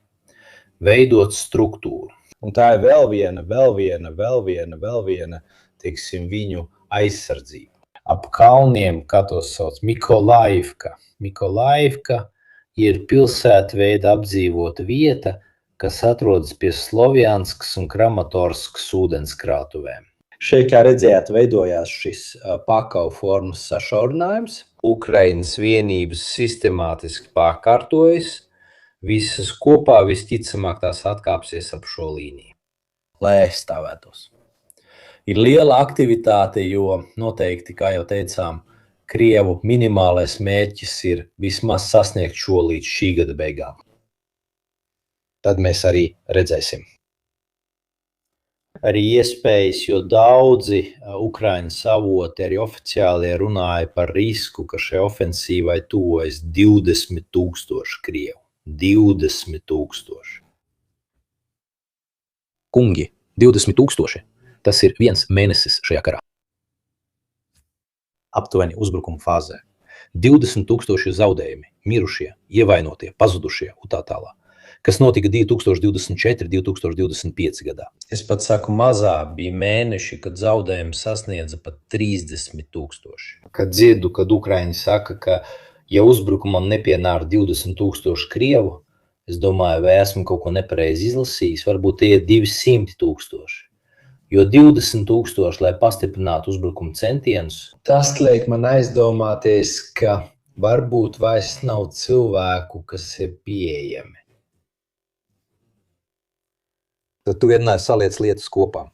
Pēdējo 4 mēnešu laikā komerciālais piedāvājums ir pieaudzis par 100%, kas jau kopš 2022 gada līdz šodienai bija pieaudzis par 400%. Un es vienmēr palieku pie viņas. Varbūt es kļūdos, bet man patīk salikt lietas kopā. WhatsApp, Telegram piekļuves liekšana, komerciālā piedāvājuma palielināšana tiem, kuri vēlas stāties dienestā. Vispārēji Krievijas neaktivitāte, jo, teiksim, šajos 4 mēnešos nav īpaši daudz, kas redzēts. Tas man liek daudz domāt. Viņiem jāveic vēl viena mobilizācija, un līdz ar to jānoņem cilvēki.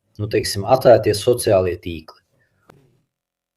Tas palīdz ierobežot iespējamās sūdzības, jo skaitļi, kas tiek paziņoti, ir ļoti zemi, un aktivitāte, ko redzam uz vietas, ir saistīta arī ar salu, protams. Tas, kas notika novembrī, decembrī, janvārī Ukrainā, lielā mērā bija saistīts arī ar briesmīgu salu. Tas noteikti ierobežoja drona darbību. Tas palēnināja operācijas. Tomēr parasti no abām pusēm. Aprīlī, maijā jau sākās pirmās Krievu operācijas, jūnijā, jūlijā jau tev vajadzētu būt pilnā ofensīvā, lai gūtu priekšstatu. Un tomēr nekas no tā nav redzams, izņemot rajonu pie Limanas, Liverskas, Soledaras, Kramatorskas, Slovjanskas un Kostjantīņivkas. Kā redzēsim? Tātad šķiet, ka viņi nedaudz samazina savus mērķus. Tam ir jēga darīt to, ko viņi dara ziemeļos, ja mērķis ir iegūt nelielas buferzonas. Lai Ukraiņi novirzītu spēkus tur, kāpēc viņiem tas jādara? Tomēr, gudīgi sakot, no tā, ko redzu, tas apstiprina Krievijas tuvošanos. Tas absolūti nav problēma. Nav tā, ka tā nav problēma, bet tā nav. Es negribu doties prom. Paldies! Mums ir dažādi kontakti gan tur, gan Kostjantīņivkā. Arī viņi mums saka, ka tiek ieņemti 5 kvadrātkilometri pierobežas zonā, bet nav tā, ka šajā ziņā būtu liela aktivitāte. Tātad atgriežoties pie Siverskas, Soledaras, Ramatovas, Slovjanskas zonas, man šķiet, ka Krievijas centieni ir ļoti koncentrēti uz Kramatorskas un Slovjanskas sasniegšanu. Vismaz, lai iegūtu Donbasu savā kontrolē. Tas ir no 23.04, 25.04. Vai skaidri redzēt, kā pamazām Ukraiņi spiež atpakaļ Mikolājivkas virzienā? Un Ukraiņi visticamāk veidos aizsardzības asi ap šo zonu, ap šo aizsardzības sistēmu. Tātad 2026. gada galvenais notikums būs Krievu tuvošanās Kramatorskai un Slovjanskai, kā arī visticamāk kopīgais spiediens, ko Krievi izdarīs uz Kostjantīņivku. Kostjantīņivka ir diezgan sliktā stāvoklī. Es zinu, ka agrāk varbūt tika pievērsta lielāka uzmanība atsevišķām situācijām. Virzība, kas pašlaik notiek pilsētu iekarošanā, ir ārkārtīgi lēna. No otras puses, tieši šodien skatījos rakstu no Ribara, kas ir Krievu domnīca, kur Pokrovskas apgabalā viņi izmanto mātes dronus, lai nogādātu citus dronus, lai praktiski veiktu interdikciju pat 70 km aiz līnijā. Tātad tā ir visuresamība. Dronu darbība, visuresamība ar šo mātes dronu ideju, kas lido kopā ar citiem droniem, kuri ir izslēgti vai tomēr aktīvi, bet nepatērē daudz enerģijas. Tas ir mazliet kā tas stāsts. Vai atceraties stāstiņu par skorpionu un bruņurupuci? Par skorpionu, kas iet pāri bruņurupuča mugurai un vēlas tikt pāri ūdenim. Nevis morāli. Ka skorpions iedzeļ bruņurupucim un saka, tieši tā, mēs abi mirsim, jo es esmu skorpions un tāda ir mana daba. Bet runa ir par to, būtībā tev ir liels drons, kas pārvadā citus dronus. Tāpēc tas aizlido līdz maksimālajam attālumam, ko spēj, un tad palaiž pārējos dronus. Tas ļauj tiem iegūt vēl lielāku darbības rādījusu. Pēdējā laikā viņi izmanto, vai tā bija vārda, es atceros vārdu un bruņurupuci. Vārdu un skorpions. Tātad iespējams tas ir domāts vēl lielākai pretinieka darbības traucēšanai. Bet tas nozīmē, ka ir mazāk iespēja pārsteigt pretinieku. Jo ja pat droni sasniedz 70 km aiz līnijas Mirkotask, karš pārvēršas par mēnešu jautājumu. Nē, manuprāt, tā ir taska pārspīlēšana. Manuprāt, daudz politiķi arī vēlas radīt šo ārkārtas situācijas sajūtu, jo karš, kā var skaidri redzēt, ir ļoti palēninājies. Tāpēc ik pa laikam kāds politiķis, mazliet iltīgs, mēģina to pasniegt kā ārkārtas jautājumu, lai gan tā tas nemaz nav. Tāpēc, manuprāt, ir arī šis aspekts. Pārspīlējam arī tāpēc, ka nekārtības Irānā ir pazeminājušas modrības līmeni. Attiecībā uz šīm lietām. Paskatieties, cik daudz mēs esam tiešraidē. Mēs esam 2000, Parasti, kad runājam par Ukrainu, bija 4000, 5000, 6000. Tie paši skaitļi, ko mēs sasniedzām Irānas tiešraidēs pirms 2 nedēļām. Ja atceraties, pirmajā Irānas tiešraidē bija 9000 cilvēku, kas vairāk vai mazāk bija Prigožina gājiens. Es atceros, kad es nodarbojos ar Prigožina gājienu, tiešraidē bija gandrīz 10 000 cilvēku. Tāpēc es izmantoju arī cilvēku skaitu. Lai jums dotu priekšstatu par to, kāda uzmanība tiek pievērsta šai situācijai. Tagad varbūt šis ir nedaudz īpašs gadījums, jo kādu laiku par Ukrainu nebija runāts. Tomēr parasti uzmanība Ukrainas stāstam samazinās par 50%. Tāpēc ir normāli, ka politiķis dažkārt izmanto hiperbolus, lai mēģinātu piesaistīt uzmanību. Bet es jums apliecinu, ka tāpat kā es saku, nav konsekventi apgalvot, ka Krievi nonāks Portugālē, bet tad apstājas pie Kostjantiņivkas. Šīs abas lietas nevar pastāvēt kopā viena ar otru. Vai nu Krievi ir iegrimuši karā Ukrainā, un man šķiet, ka pēc 5 gadiem tas vairs nav diskusija jautājums. Tas būtu tāpat kā redzēt amerikāņus, kas iebrūk Irākā, un pēc 5 gadiem viņi joprojām tur ir. Kas mēģina ieņemt, teiksim, Basru, lai dotu priekšstatu. Tātad, kā redzam, viss ir ļoti iestrēdzis, jo spējas un vēlme veikt lielas ofensīvas ir zudušas. Nevar teikt, ka tāda jebkad būtu bijusi, izņemot kara sākuma posmā. Tas bija daudz kustīgāks, ja atceraties karu 1. gadā. Un tad viņš palēninājās gan dronu visuresamības dēļ, gan tāpēc, ka droni liek maksāt ļoti augstu cenu cilvēku dzīvību ziņā. Un tāpēc neviens no abiem vairs nevēlās veikt kājnieku uzbrukumus.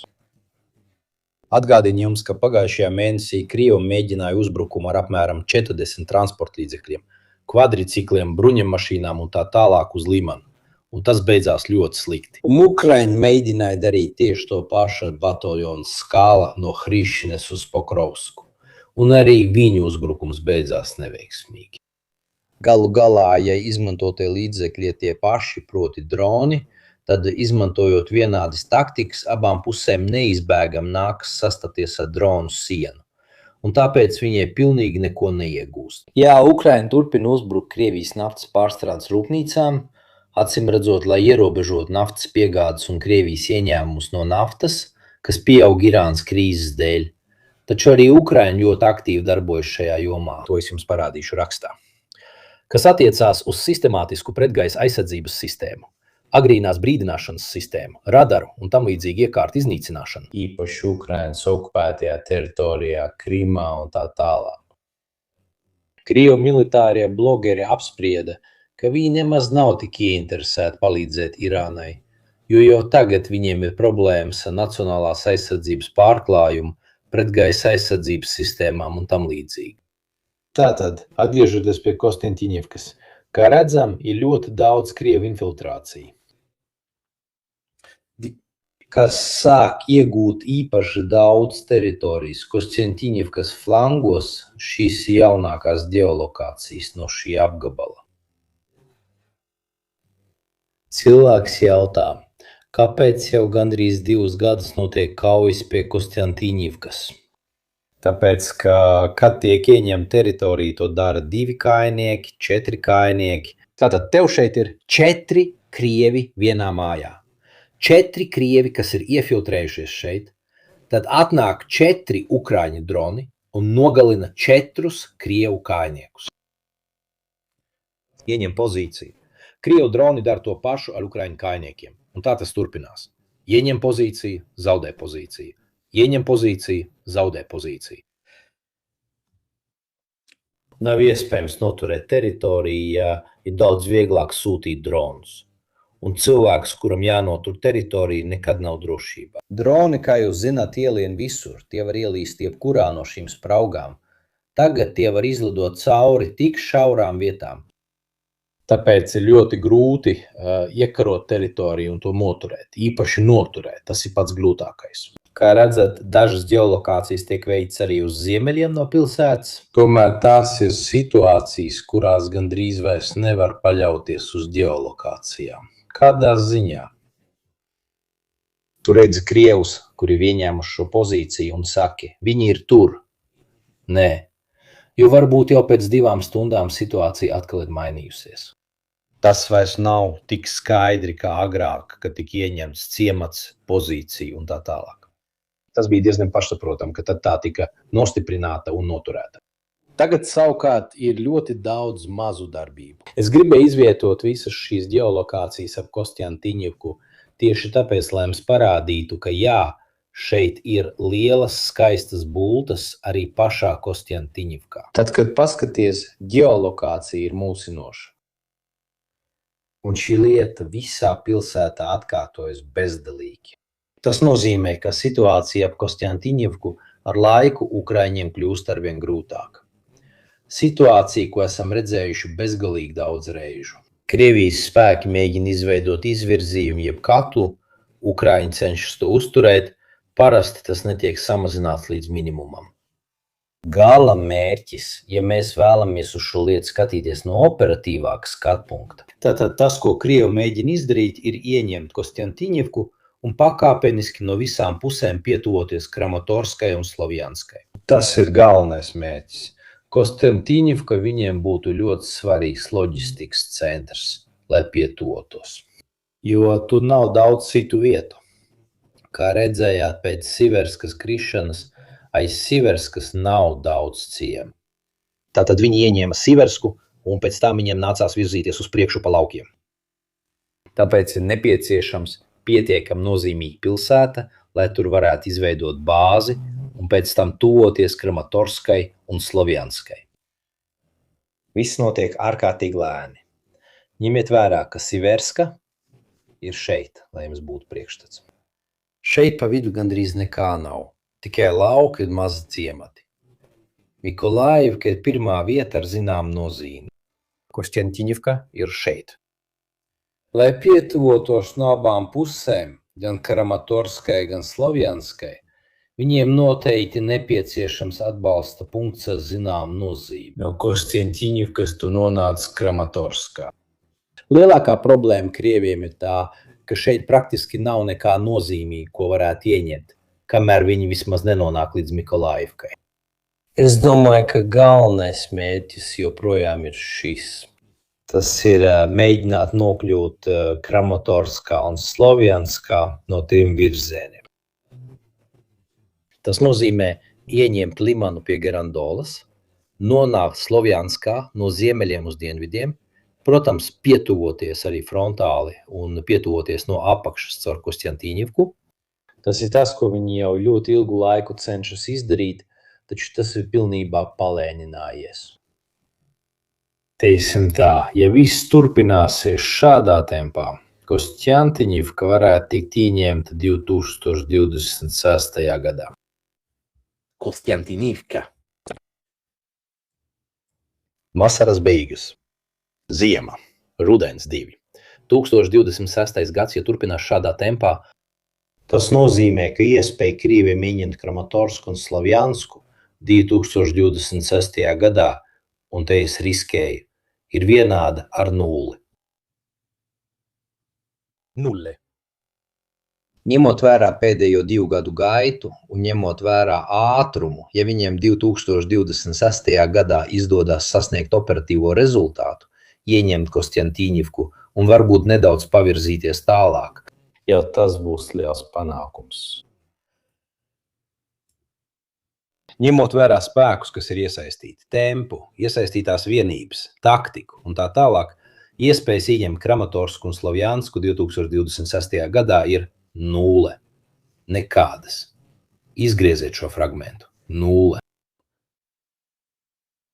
Ja vien tu pēkšņi neievieto 4 armijas tajā pozīcijā tur, Un tas vienmēr var notikt.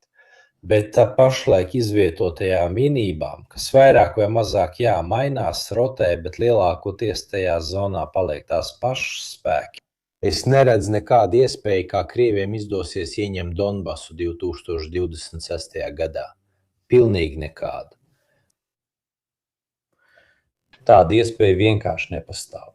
Un tas viņiem ir politiska problēma, jo viņi noteikti nevar beigt šo karu, neko praktiski neiegūstot. Tas ir pat nepilnībā ieņemot vienu apgabalu. Tas ir problēma arī otrā pusē.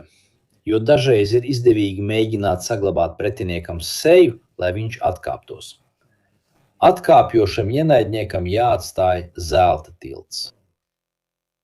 Problēma ir tā, ka viņi to pat nevar izdarīt. Es neiedziļinos spekulatīvās analīzēs par to, kas varētu notikt ar Putinu vai Krievijas iekšienē, ja kāds pēc 5 šī kara gadiem atgriežas mājās un neatnes neko. Ja tevi pieķer, ar tevi ir cauri. Tie ir viņa paša problēmas. Bet noteikti no militārā viedokļa nē. Donbass 2026. gadā nevarēs ieņemt. Ja vien viņi neatsakās no visiem citiem uzbrukuma mēģinājumiem citur un nekoncentrējās tikai uz to. Tātad, manuprāt, tagad pārēsim arī pie pārējā. Es arī uz brīdi apstāšos, pastāstīšu par sponsoru, apstāšos uz mirkli un atbildēšu uz jūsu jautājumiem. Tātad atgādinu, ka šo tiešraidi atbalsta NordVPN, kas bez tam, ka dod jums saiti aizsardzības līmenis, lai, protams, pasargātu sevi internetā no ļaunprāšiem ar simtiem serveru visā pasaulē. Ja atrudāties tādās situācijās, kā piemēram Lokateli, Sīrijā un tā tālāk. Jums ir jācenšas pieslēgties kādām vietnēm, un šīs vietnes jūs bloķē, jo iespējams atrodaties kādā dīvainā valstī. Vai arī valstīs, kurās ir ierobežojumi internetā. Kā tas notiek Irānā, kā tas notiek Krievijā, bet cenzūra pastāv arī tādās valstīs kā Azerbaidžāna. VPN ir veids, kā apiet noteikts ierobežojums. Starp citu, ja izmantojat manu kodu, jūs saņemat 60% atlaidi un vēl atbalstāt kanāla darbu. Es izmantoju gan VPN, bet galvenokārt programmatūru, kas padara man neredzamāku internetā, mani dati ir mazāk redzami. Tie ir noderīgi arī, lai skatītos pirmizrādi. Atceros, es skatījos troņu spēles pirmizrādes angļu valodā, ātrāk nekā Itālijā un tā tālāk, tieši tāpēc, ka pieslēdzos angļu versijai, kas tur iznāca daudz agrāk. Tātad tu spētu veikt iekšējo analīzi par Krievu pusi. Tas ir nedaudz grūtāk, bet tās jau pastāv. Kādā ziņā mēs tās jau varam identificēt. Noteikti pastāv disidenta pasaule, bet ne ārējie disidenti, kuriem ir maza nozīme, bet iekšējie disidenti, kuri, kā sagadās, ir tie, kas bija piedalījušies. Ja kāds paskatās, ko saka dažādi bijušie Doņetskas Tautas Republikas un Luhanskas vadītāji, tāpat kā Gerkins, bet arī visi pārējie, viņi ir ļoti kritiski par karu, par tā gaitu, par to, kā tas tika vadīts, par to, kur tas virzās un tā tālāk. Un bieži viņiem pievienojas arī Krievijas militārie blogeri. Krievijas militāro blogeru pasaule, iespējams. Un tas ir vēl viens no galvenajiem iemesliem, kā arī kopienas, kas saistīts ar Krievijas militāriem blogeriem, dažādos Telegram kanālos un tā tālāk. Viņi ir ļoti kritiski pret vadību, viņi ir vieni no skarbākajiem. Arī tad, kad bija dažādu ģenerāļu neveiksmes vai dažādi uzbrukumi, ko veic Ukraiņi, piemēram, strateģisko bumbvedēju flotei, viss tā pasaule, kas izpaužās internetā. Tā noteikti ir margināla grupa, bet tā ir grupa, kas visticamāk pārstāv jaunāko valsts daļu. Tā, kas labi vai slikti zina par Krievijas mediju ierobežojumiem un tāpēc cenšas iegūt informāciju no alternatīviem avotiem. Bet tad ir vēl vesela Krievu iedzīvotāja daļa, sākot no 50 gadiem un vecāki, kas nav lieli interneta lietotāji, kas informāciju iegūst tikai no oficiālajiem medijiem un ir ļoti pasīvi. Tā tad ir ļoti pasīva sabiedrības daļa. Mēs zinām arī par iekšējām nesaskaņām Krievijā, bet tās jau bija redzamas Prigožina laikā, jāatceraties, neskaitot pašu Prigožina Vāgnera fenomenu. Ir Rosgvardija, kas būtībā ir Putina personīgās armijas ekvivalents, papildus regulārajām armijai, bet ir arī runa par iekšējām naidīgām attiecībām. Piemēram, čečeniem nekad nav devuši smagu aprīkojumu, jo viņi pārāk neuzticējās čečeniem. Bet čečens, jebkurā gadījumā, vidējam Krievam izraisa bailes. Un tāpēc viņi vienmēr ir izmantojuši čečenu vienības policijas nolūkos. Noķert Krievu dezertierus, šādas lietas, kas jebkurā gadījumā atstāja diezgan smagas atmiņas.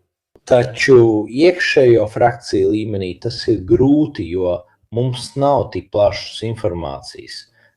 Cilvēks var domāt, ko grib par Ukrainu. Bet visu, ko es šodien teicu, 90% no tā esmu ņēmis tieši no Ukrainas avotiem. Tad tur ir daudz lielāka preses brīvība. Krievijā tas nav. Bet teiksim tā, ka preses brīvība, kas ir Ukrainā, ir pietiekama, lai precīzi saprastu, kas notiek. Jo īpaši runājot par tādiem laikrakstiem kā Kyiv Independent un citiem, kas tomēr puiši apskatiet avotus, kurus esmu jums norādījis. 90% no tiem ir ukraiņu avoti, un tie ļoti skarbi kritizē Jermaku, Zelenski, Poklādu un citus. Daudz asāk nekā es pats to darīju. Es mēģināju visu apkopot, bet tur toņi ir daudz asāki. Protams, viņi ir iesaistīti un tā tālāk.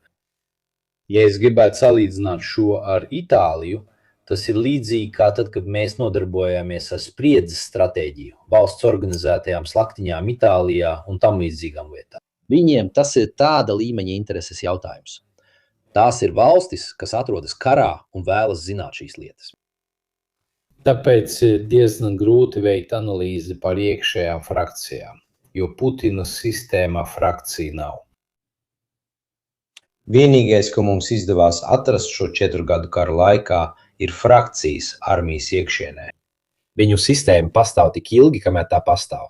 Tieši tāpēc, ka vai nu tu esi sistēmas daļa, vai arī neesi. Oligārhi, kas aizbēga Krievi Anglijā un tā tālāk, ir tie, kuri nevēlējās pakļauties šai sistēmai. Bet šī sistēma pastāv tik ilgi, kamēr tā pastāv. Pēc tam tā sabrūk, kārtas tiek pārdalītas, bet tādā nozīmē tur nav frakcija. No politiskā viedokļa tās ir frakcijas, bet tās ir mazas, neietekmīgas, kamēr frakcijas Ukrainas iekšienē ir spēcīgas. Drošības dienestu vadītāji, nacionālisti, kas veido 2 armijas korpusus un tā tālāk, viņiem ir reāla vara. Krievijā pastāv dažādas frakcijas. Ir supernacionālisti, ir karisma laikmeta nostalģiķi, ir viss kas. Bet viņiem nav nekādas varas. Viņiem praktiski nav militāro spēku, izņemot dažus brīvprātīgo bataljonus, piemēram, Mičakovu bataljonu vai tam līdzīgus, kurus, jebkurā gadījumā, ļoti stingri kontrolē regulāra armija.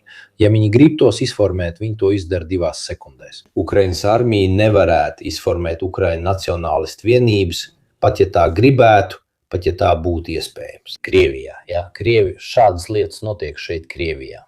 Tāpēc ir ļoti grūti spriest loģiski. Frakcijas, kurus mēs atradām, ir iekšējās armijas frakcijas. Vai atcerāties, kad bija Šoigu Gerasimovu periods? Un dažādi ģenerāļi. Lūk, armijas iekšienē ir Sanktpēterburgas kliķe un Maskavas kliķe. Tiem, kas ir mazliet pētījuši Itālijas militāro vēsturi, tas ir līdzīgi kā kliķes Itālijas augstākajā komandvadībā. Bija Badoļo piekritēji un bija arī tie, kas bija izteiktāki fašisti. Vai arī ciešāk saistīti ar citiem. Sekojiet Giovanni Cecchini, un viņš jums pastāstīs visas stāstus par Roatu un visiem dažādiem ģenerāļiem par to, kā viņi bija noskaņoti. Jebkurā gadījumā Badoļo vienmēr ir saglabājis varu, teiksim, spārnu, iekšēju grupu Itālijas augstākajā komandvadībā. Krievu vidū ir 2 grupas, viena no Sanktpēterburgas un otra no Maskavas. Taču tās nekad nav nonākušas līdz atklātai sadursmei. Tas ir mazliet. Gaidīt, kad otrs izgāzīsies, lai pēc tam ieņemtu viņa vietu.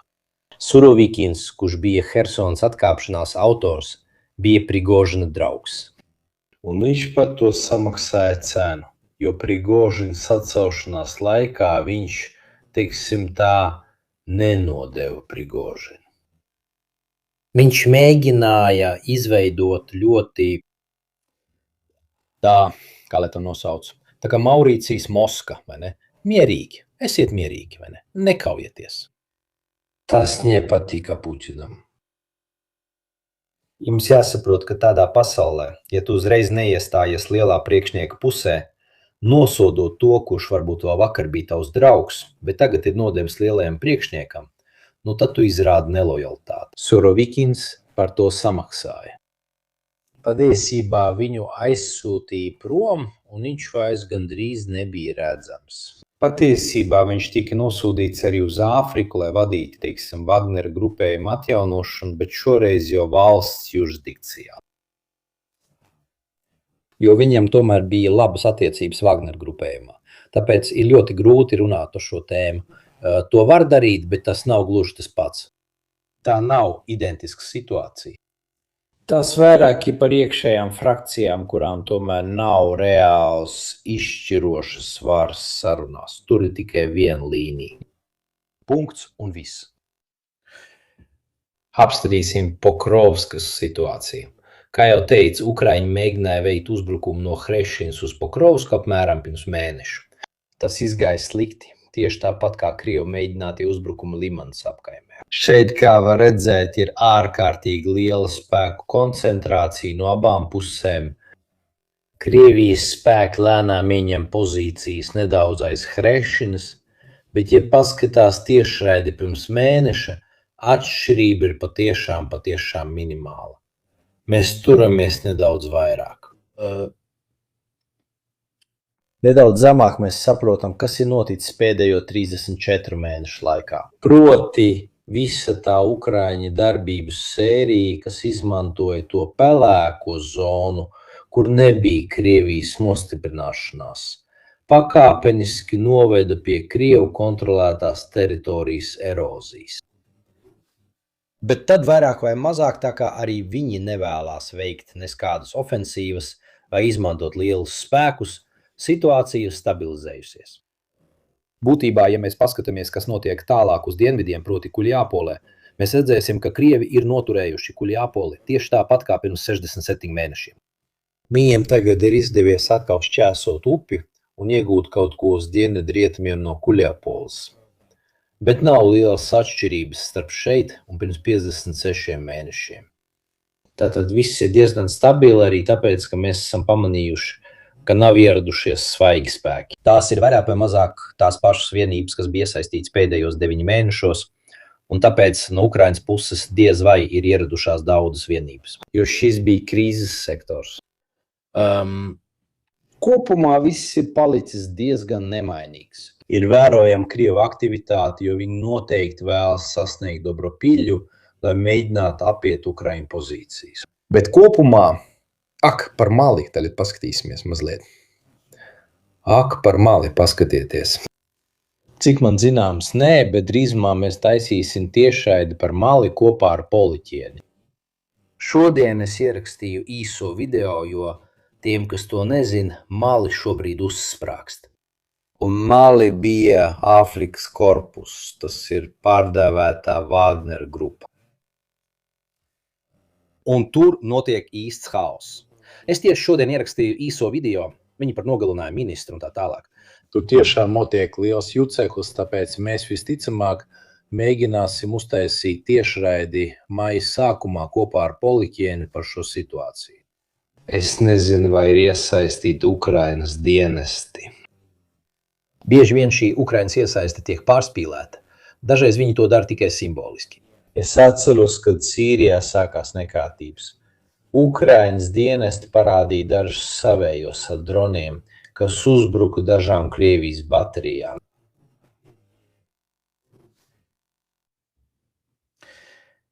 Un pēc tam vairs nekas cits nebija redzams. Un visi balstoties uz šiem 2 droniem domāja, ka ir kaut kāda liela iesaiste. Patiesībā tas kalpo arī tam, lai parādītu, ka viņi ir klāt. Bet varbūt pat nemaz nav tik nozīmīgi. Es neuzskatu, ka Ukrainas dienestiem būtu liela ietekme Jenim un citās ar Al-Qaeda saistītās struktūrās, kas tur darbojas. Lūk.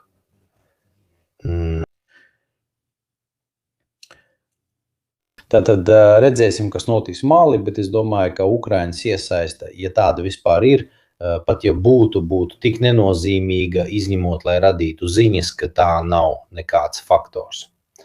Lūk. Jau bija bijis Artako gadījums, redzi, Poliķieni bija atklājis, jo bieži vien izvairās runāt par šādām ziņām. Tātad, kā redzam, viņi vairāk koncentrējas uz Kramatas, Slovjanskas, Izjumas un Kostjantīņevkas jautājumu, un nav lielu kustību, lielu spēku koncentrācijas. Kāds jautāja, ko Ukraiņi dara uzbrukumu ziņā? Ir vēl viena Točīni analīze, kur iesaku jums apskatīt, īpaši tāpēc, ka tā koncentrējas uz to, kā tiek klasificēts tas, ko Ukraiņi cenšas iznīcināt. Lūk, tā ir. Paskatīsimies, vai man izdosies. Lūk, te tas ir. Šī ir balstīta uz pēdējo mēnešu datiem. Pārbaudiet tabulā, šīs ir vairāk vai mazāk tās aktivitātes, kurās Ukraiņiem ir aktivitāte. Ir interesanti atzīmēt, ka lielākā daļa uzbrukumu, ko veikuši Ukraiņi, pēc izplatības ir Krimā. Krima pēc uzbrukuma skaita, īpaši martā, bija neparasta Ukraiņu aktivitāte. Ja paskatās uz Ukraiņu veiktajiem dziļajiem uzbrukumiem, vidēji tie ir aptuveni no 80 līdz 100. No septembra līdz 2026. gada aprīlim, no marta līdz 2026. gada martam, Ukraiņu uzbrukumu skaits ir trīskāršojies, īpaši attiecībā uz šo reģionu. Ar melnu Krima, ar pelēku Krima, ar zaļu Hersona, ar dzeltenu Zaporīža. Rozā, oranžā siena krāsā Doņetska, zilā Luhanska. Kā redzams, lielākā daļa ir Zaporīža, Doņetska, bet arī Krima ieņem ļoti nozīmīgu daļu. Jo Krimā, kā pamatoti jautā Nikolā Belumats, jo Krimā atrodas lielākā daļa aizsardzības sistēmu. Apskatīsim arī, kā ir sadalīti uzbrukumi. 307 ir pret gaisa aizsardzības sistēmām. 144 militārās bāzes, gaisa spēki, telekomunikācijas, munīcijas noliktavas, aprīkojuma noliktavas, elektrība. Fakts, ka jau mēnešiem ilgi viņi uzbruk pretgaisa aizsardzības sistēmām, agrīnās brīdināšanas sistēmām un tā tālāk, un arvien vairāk trenējas ar Mirage 2000, F-16 un tā tālāk. Jādomā, ka visticamāk Ukraiņi agrāk vai vēlāk mēģinās kaut ko uzbrukt tajā apgabalā. Šeit mēs varam redzēt datu sadalījumu attiecībā uz Ukraiņas tālu darbības rādījusa kampaņu. Var redzēt, ka maz ir veltīts Melnajai jūrai Mardāsovam. Zaļā krāsā ir Rostovas apgabals, dzeltenā Krasnodara, gaiši zilā Voroņeža, zilā Kuskas apgabals, rozā Brianska, sarkanā Belgorodas apgabals. Diezgan daudz godīgi. Belgorodas apgabals atrodas uz ziemeļiem no Harkivas. Tas mums aptuveni ļauj saprast, kur pārvietojas Ukraiņi un uz ko viņi koncentrējas. Savukārt šie ir Ukrainas tāldarbības uzbrukumi Krievijas teritorijā sadalīti pa kategorijām. 162 uz elektroapgādes sistēmu, 26 uz degvielas noliktavām, 30 uz degvielas ražošanas centriem, 57 uz degvielas uzpildes stacijām, 32 uz degvielas transporta mezgliem, 28 uz dzelzceļiem, 53 uz sakaru sistēmām. Tātad mēs varam redzēt, ka galvenais uzsvars ir uz enerģiju, degvielas ražošanu, degvielas transportēšanu un degvielas uzglabāšanu. Un ir diezgan daudz. Uz gaisa aizsardzības sistēmām. Maz sauszemes spēkiem, kā redzams. Tātad tas mums dod priekšstatu par Ukrainas nodomiem. Samazināt Krievijas aizsardzības spējas un turpināt uzbrukt vairāk vai mazāk tāda paša veida mērķiem. Tātad tas ir tas, ko viņi dara un turpinās darīt, ņemot vērā visus zaudējumus, ko viņi nodara. Viņi tomēr liek saprast, ka ir nodoms sasniegt labākus rezultātus, izcelt sasniegto, bet vienmēr pret to pašu mērķi. Vienmēr tas pats. Tātad viņi turpinās darīt to, ko dara, ne vairāk, ne mazāk. Krievi uzbruku visam, protams. Jāsaprot arī tas, ka Ukraiņiem ir mazāk vērtīgu mērķu nekā Krieviem. Krievijai ir daudz vairāk rafinēšanas rūpnīcu, daudz vairāk loģistikas un enerģētikas centru un tā tālāk nekā Ukrainai. Un Ukrainas objekti ir tikuši vairāk kārtīgi bombardēti. Tātad vai nav tā, ka Krievi nav spējīgi darīt to, ko dara Ukraina? Un galu galā 5 reizes trāpīt vienai un tai pašai naftas pārstrādes rūpnīcai vai tai pašai elektrostacijai nav izdevīgi, kamēr Krieviem ir daudz vairāk mērķu, ko piedāvāt Ukrainai. Tas ir vienkārši iespēja jautājums. Ceru, ka neuzdošu muļķīgu atkārtotu jautājumu. Cik ilgi Krievija var turpināt tādā veidā? Un to neviens nezina. Mīja cenzē sociālos tīklus, cenšas ierobežot brīvus komentārus, palielina komerciālos piedāvājumus un tā tālāk. Un runa ir par 20,000 vīru ofensīvām uzbrukumam Kramatorskas un Slovjanskas virzienā, salīdzinot ar skaitļiem, pie kuriem esam pieraduši.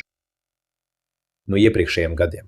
Tas liek saprast, ka arī viņiem ir zināmas problēmas ar vervēšanu un šādu veidu situāciju pārvaldīšanu, īpaši tādā periodā kā 2024–2025 gads. Ja viņi to nedara, tad ir nepieciešama mobilizācija, viņi to nevar atļauties, un arī viņi paši to zina. Tātad, ja resursi paliek nemainīgi, tev vienmēr ir jāierobežo mērķi arvien vairāk. Tātad, draugs, es tev sekoju jau kopš iebrukuma pirmajām dienām, bet līdz šim nekad nebija ziedojis, jo esmu līgurietis. Jautājums. Vai Krievijas pilsonim tas vēl nav aplicis? Es nezinu. Jo skatoties atsevišķu pilsoņu intervijas, un ir ļoti daudz kanālu, kas ar to nodarbojas, starp citu, paldies Frančesko no Ligūrijas, tagad, kad pats kļūstu par ligūrieti, sāku to mazliet saprast. Ir grūti ņemt par statistikas datiem intervijas, kas tiek veikts ar cilvēkiem Krievijā.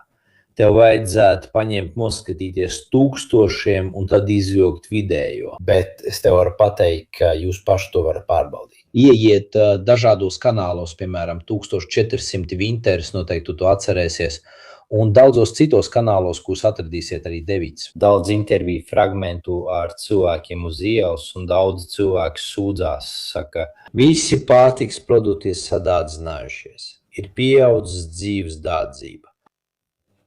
Teiksim tā, Krievijai līdz vismaz 2025. gada beigām bija izdevies turpināt šo karu, tomēr bez iekšējām sekām. Tagad savukārt kļūst arvien grūtāk neļaut tam atstāt ietekmi. Šis karš ar iekšēji tagad šobrīd, īpaši Irāna, ir radījusi jucekli. Savienotās valstis, un tāpēc viņi nopelnīs nedaudz vairāk, taču, kā saka Arfaras, šī papildus pēļņa tik un tā izlīdzināsies uz mediāno cenu. Bet, teiksim tā, saglabāt karstāvokli. 1420 no Danila Orena. Cilvēks, kurš intervēja cilvēkus un riskēja Krievijā. Aiziet, paskatieties dažas intervijas. Viņš intervē cilvēkus uz ielas, jautā tieši, ko tu domā par šo karu te tālāk? Es domāju, ka viņi ir paveikuši neticamu darbu. Nabiulina no ekonomikas viedokļa tiešām ir ļoti laba. Perché riuscire a gestire l'economia russa con... Pielāgot to sankcijām un tā ir paveikti brīnumi, bet to nevar darīt mūžīgi. Šī kara izmaksas nevar slēpt mūžīgi. Es nerunāju par politiskajām cilvēku izmaksām, sāpēm un tādā. Es runāju tieši par šī kara uzturēšanas izmaksām. Kamēr tu mēģini dzīvot normālu dzīvi. Šīs divas lietas nevar pastāvēt vienlaikus. Un, manuprāt, tas ir arī viens no iemesliem, kāpēc viņi pēc tam iestrēgst. Mēģināt turpināt karu, vienlaikus saglabājot, tā teikt, iekšēji miera stāvokli. Parasti, kad šāda veida karš notika Otrā pasaules kara laikā, valstis pārgāja uz pilnīgu mobilizāciju. Sievietes strādāja rūpnīcās, vīrieši miljoniem devās karot un tā. Mērķis bija ātri izbeigt karu, tāpēc tika izmantoti 100% cilvēku resursu un valsts jaudas. Uzvara šeit.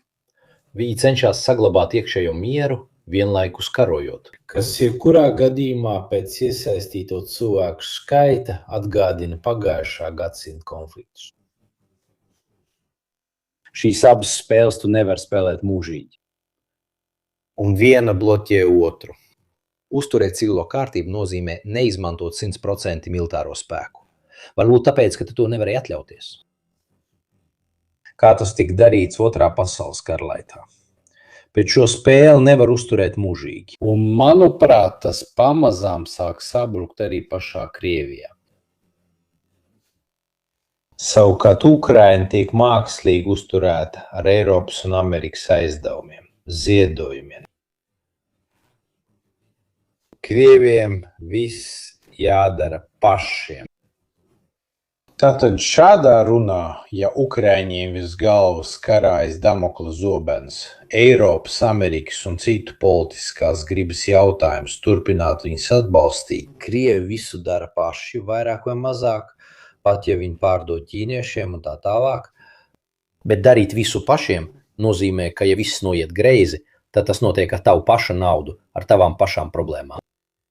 Ukraiņas iedzīvotāji varētu zaudēt sabiedrotos, varētu zaudēt atbalstu, bet ja tas ir, viņi var izturēt bezgalīgi ilgi. Šajā ziņā no ekonomiskā viedokļa cilvēki vienmēr var sacelties, jo viņi ir noguruši no kara, gan vienā, gan otrā pusē. Bet šie ir faktori, kurus gandrīz nav iespējams izvērtēt šajos gados. Cik reizes jūs esat dzirdējuši? Ukraina sabruks, Krievija sabruks? Nē, ne 2024 gadā, ne 2025 gadā, un nekas no tā nav noticis. Tie ir pārāk neparedzami faktori, bet noteikti dzīves līmenis Krievijā krītās un cilvēki izjūt šo smagumu. Ja tam vēl pievieno to, ka viņi negūs panākums, es jums dodu padomu. Izlasiet, ko raksta bijušie separātisko republiku vadītāji. Tātad nevis militāra persona, bet krievu blogeris, kas var būt jaunietis vai bijušais karavīrs. Bet tieši tie, kas sāka šo karu, dažādi Prigožini un tam līdzīgi, kā arī bīstamie Irkini un citi. Viņi paši pēc tam saka pēc viņu domām pēc 10 gadiem, jo viss sākās 2014 gadā. Mums nav nekāda rezultāta. Paldies visiem. Un to saka viņi paši. Tie paši, kas bija sākuši šo karu, sāk sev jautāt. Mēs domājam, ka ar Krievijas iejaukšanos viss ātri beigsies. Bet viņi to saka arī ar zināmu nožēlu. Mēs ievilkām cilvēkus sacelšanās, domājot, ka Krievijas iejaukšanās atrisinās visu. Bet tā vietā mēs viņus ievilkām vēl lielākā karā nekā tas, kas bija iepriekš.